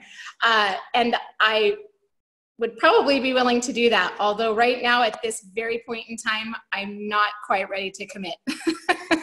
I kind of need a permanent residence or a more permanent residence, I should say. We are just strangers in this land, but I kind of need like a building that I'm more stationary in. So, but anyway, yeah, that just popped into my head when Johnny was explaining that, and I was thinking about trampling the blood. I was thinking there is kind of a designation there because he died to pay that penalty. I don't think you could undo that. I mean, you could probably still trample on that, but you can't undo the fact that he fulfilled that penalty.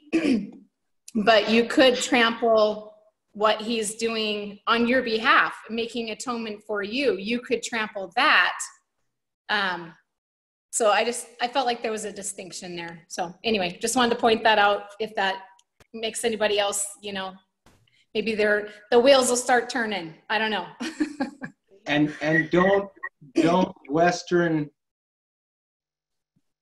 denominations trample on that blood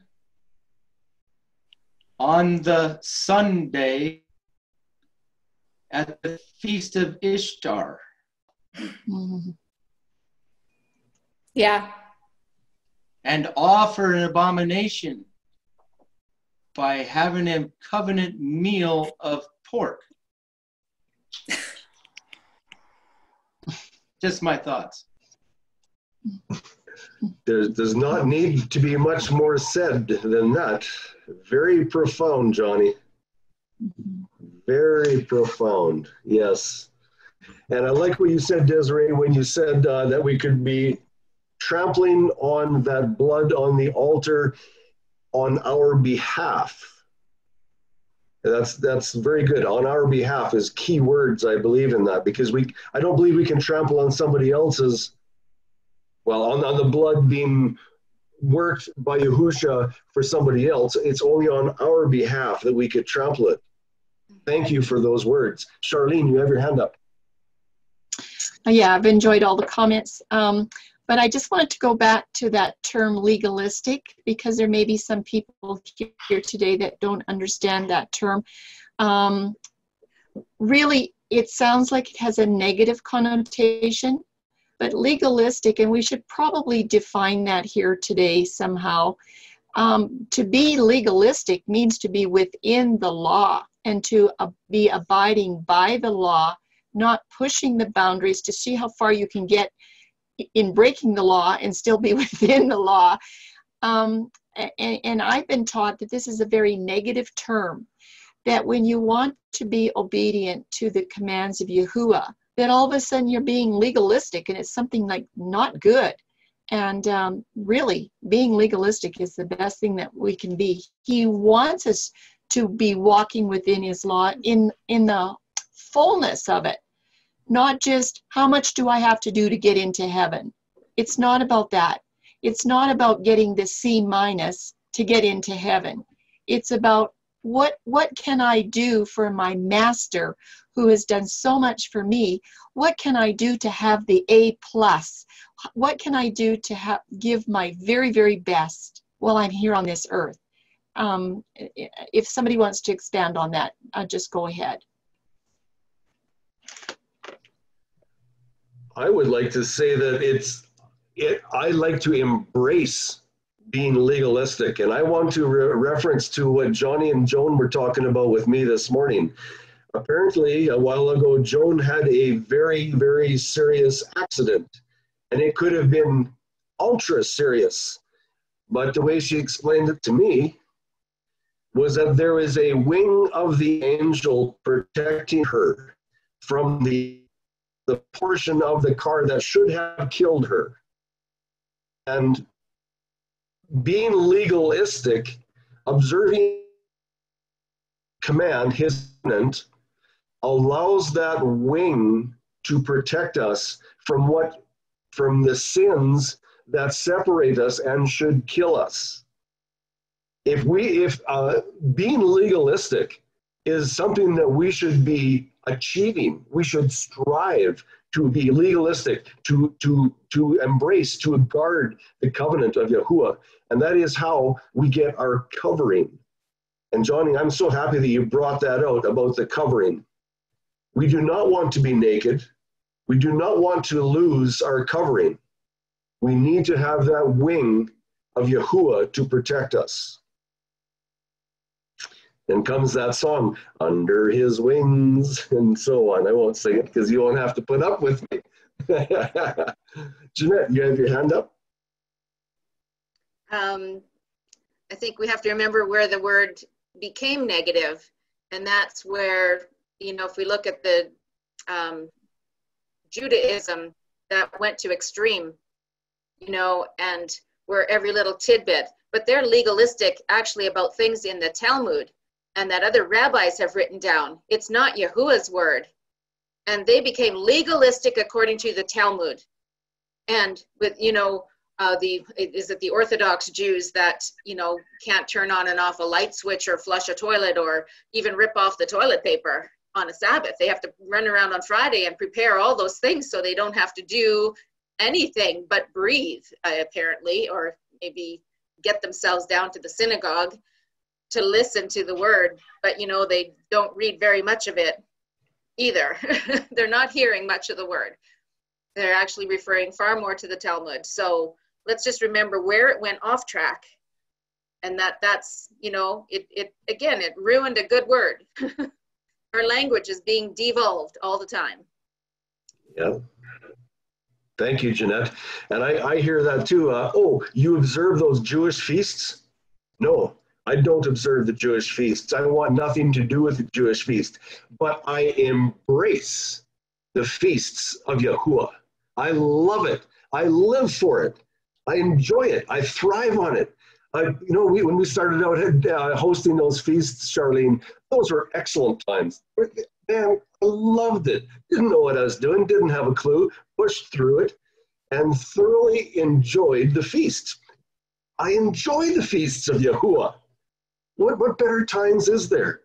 And Shabbat is the premier flagship of Yahuwah, the seventh-day Sabbath.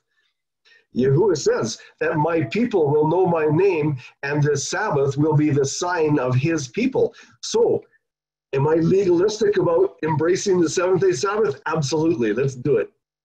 Participation. That was a slogan a while ago. That kind of dates me. Do we have any more? Oh, Sabina, you got your hand up. Talk to me.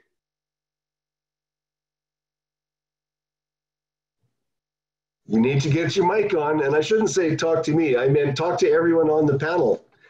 Oh, again, I try to explain my approach. I always try to understand how Hasatan tries to make it almost impossible to come back to this covenant and covering and not be naked again. And he is, since, what's the name? Since generations, he has his strategies to stop or to make it almost impossible for us to come back into the covenant. And so I struggle a lot with this issue by myself because of my past. And so I always try to understand, and this teaching was helping me to understand a little bit more what's about, and to always try to understand his strategies. And if someone has an idea, I would be always open to listen. I don't know if someone understands what I mean. Yes, I think they do. Anna, you have your hand up? You need to get your mic on. The mic is on, yes. Yeah. It's the prayer that I may walk worthy of the Lord, in a manner worthy of my Master, fully pleasing to him in all respects. And it's that beautiful prayer in Colossians, because it starts, we ask that we may be filled with the knowledge of his will in all wisdom and spiritual understanding.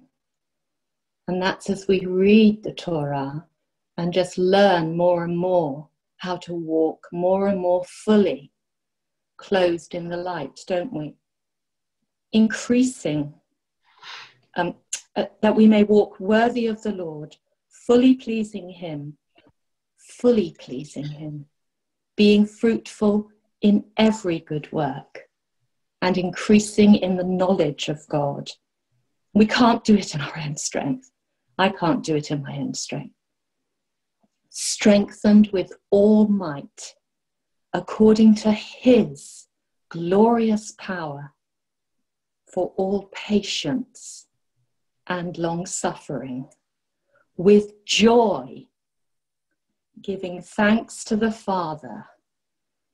He says, you trust me, can I trust you? I want to prove you. Will you let me take you through the fire, that I can have you come out the other side as gold that I trust? Giving thanks to the Father who's qualified us. Oh, that could be said of each one of us. Qualified us to be partakers of the inheritance of the saints in light. And of course, it just goes on and on. Paul says it so beautifully. But it's to walk in a manner worthy. Our prayer for each other. I couldn't quite find the scripture, Anna. Can you share that? Colossians? Colossians chapter 1. Colossians chapter 1, verses 9 and following. Okay. Thank you. Thank you, Anna. I appreciate that. People that go through very, very difficult times usually have the most profound things to say. So we appreciate that very much. Linda, you have your hand up? Back to this legalism thing. Some of you are aware of my life history. And one of the things, I've struggled with my faith all my life, right? But one of the things I think that happened to me is I came to a realization that there's good and there's evil. And there's, if you use evil, dysfunctional behavior to cope with your life, you have, you suffer the results. If you come, like what I've been doing is coming back to Yah and learning what his laws are, my life has been a lot better.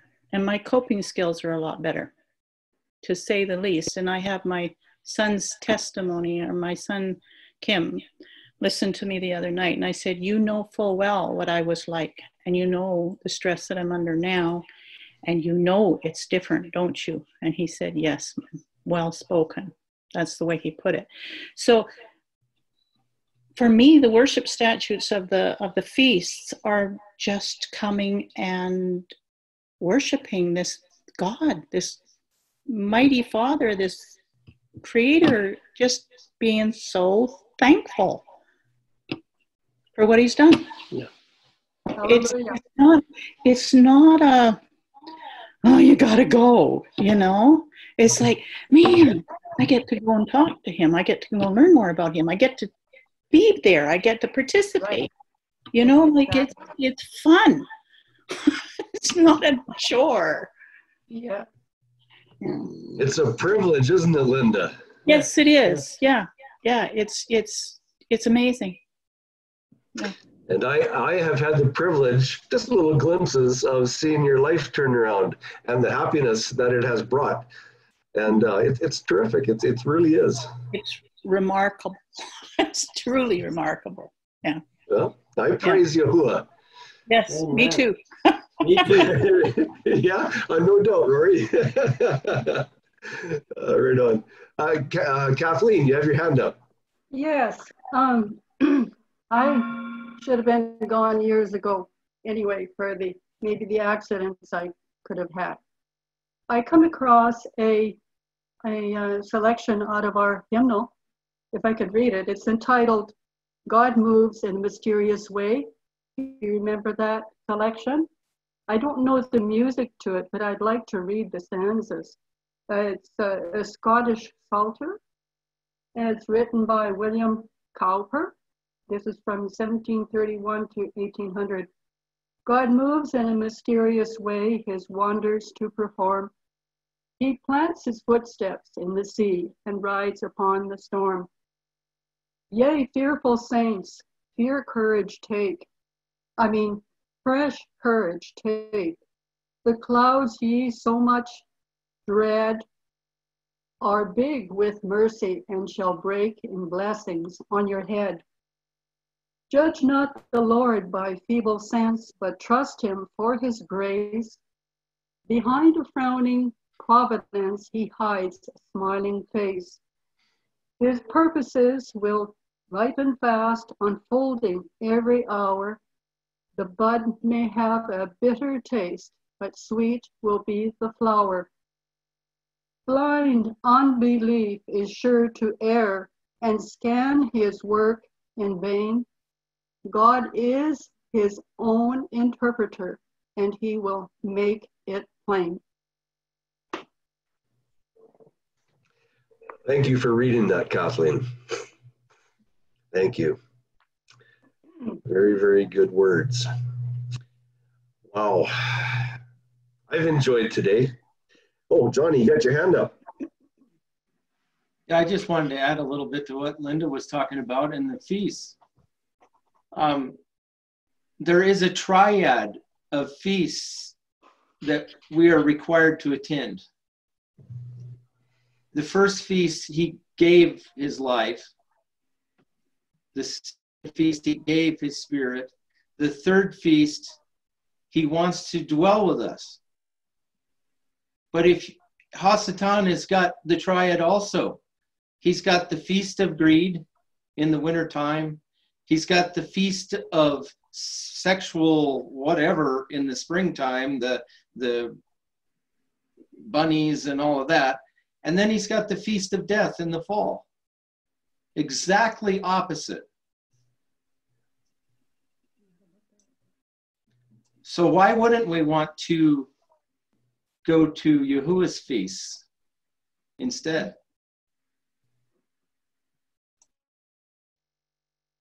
Yes. Do we need to say any more? Very, very good. I think, well, my cup has been filled right up today. I've enjoyed it.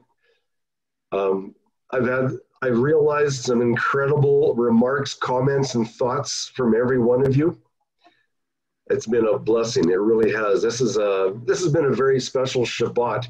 It's been special in that we marked the golden calf incident, and we know what we can stay away from. We've marked about the different purposes of the blood. We've marked about what it takes to stay covered, guarding the covenant. We've marked that there is rewards for guarding the covenant. I think it's fabulous. I think so. Charlene, do you have something more to say before we wrap this up today?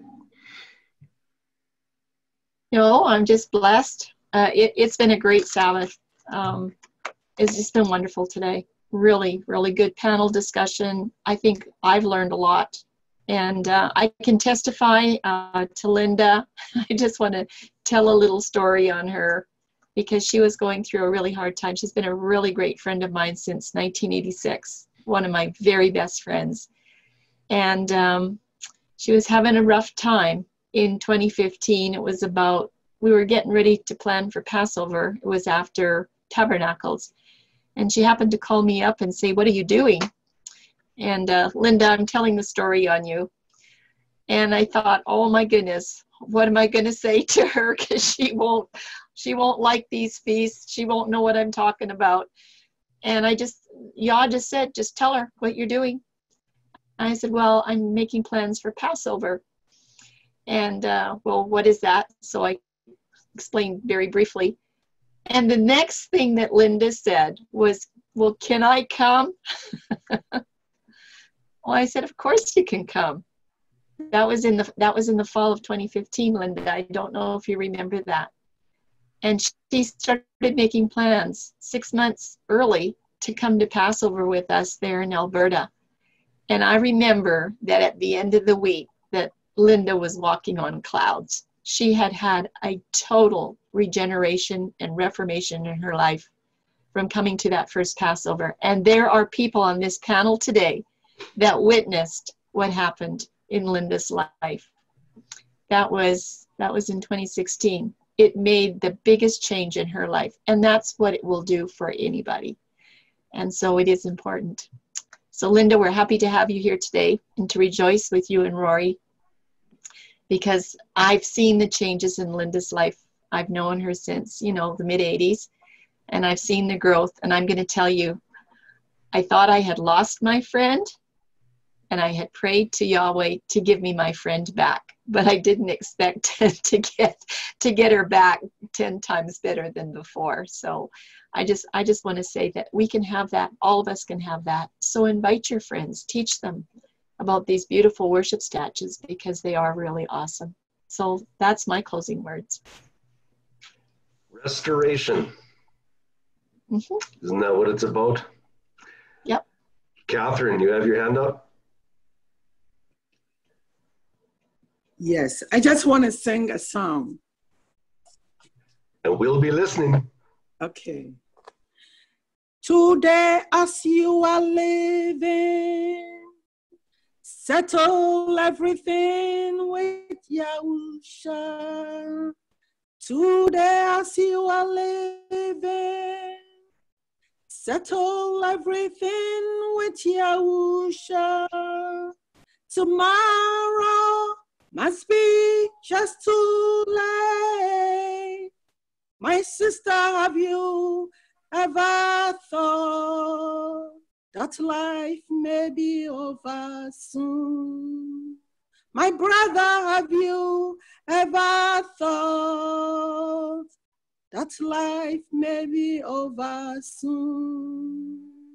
Hallelujah.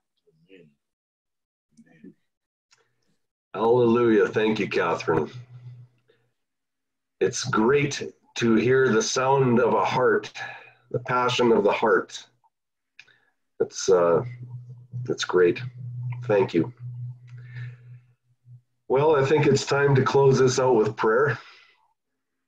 And am I going to have to volunteer, Rory? Charlene, is that what I'm going to have to do?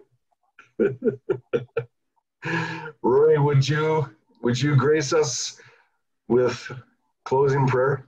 Our Lord, our God, King of the universe, Creator, and our Savior, Jesus, we thank you so much, Yeshua, for all that you've done and the things that you're willing to do for us then and now.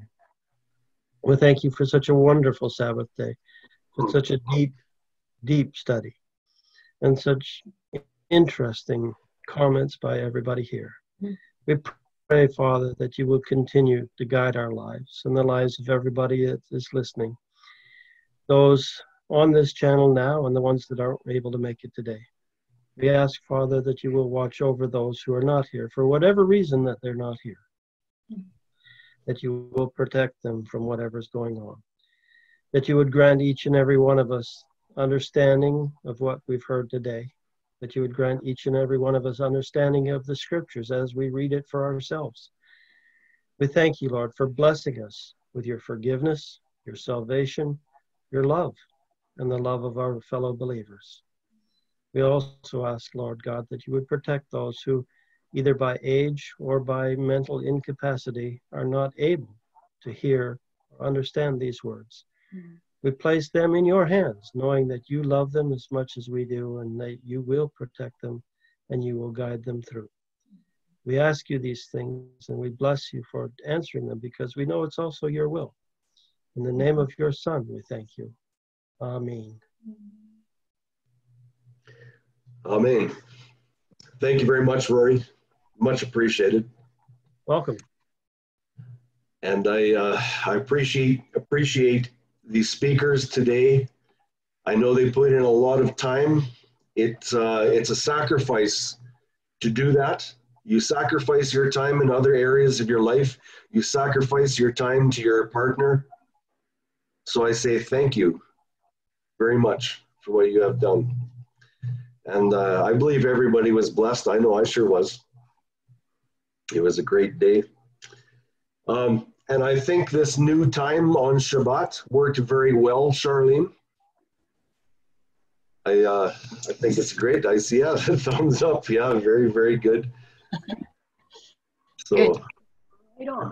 Happy okay. to say that. So just as a closing announcement, we are going to try to work it out so that we can have Todd Alrett with us next week from Colorado on the phone. We're going to try really hard to work it out, even if we're recording. Tim has a Locust Part 2 next week. If Todd calls me or his mom, we will interrupt the recording to talk to Todd, and we'll always edit that out. But I think that he needs to be part of Covenant Calendar Club. He's been with us in heart and in deed, even in some of the studies. He's been studying exactly the same thing as what we've been presenting. Many times that has happened. So we're going to see if we can work that out next week. So pray for Todd and for his mom. And of course, there's many others on the prayer list as well, but maybe that'll be just kind of a special treat next week. Okay, watch the announcements. We'll try to get everything in there.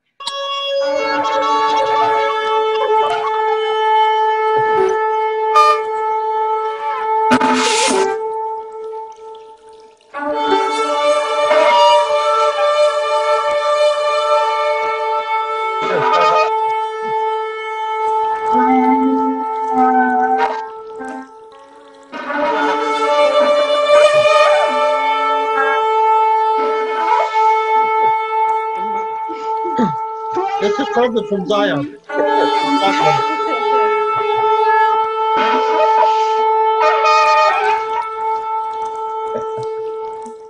All right. Excellent. Hello. Bye, everybody. Hello, everyone. I never want to go. Shalom, shalom. Thanks for joining us. Oh, Catherine. You're going to get a sore tummy. What did you do? Your cheeks are going to puff right out. Anthony, thank you for joining us. Okay. I'm closing out.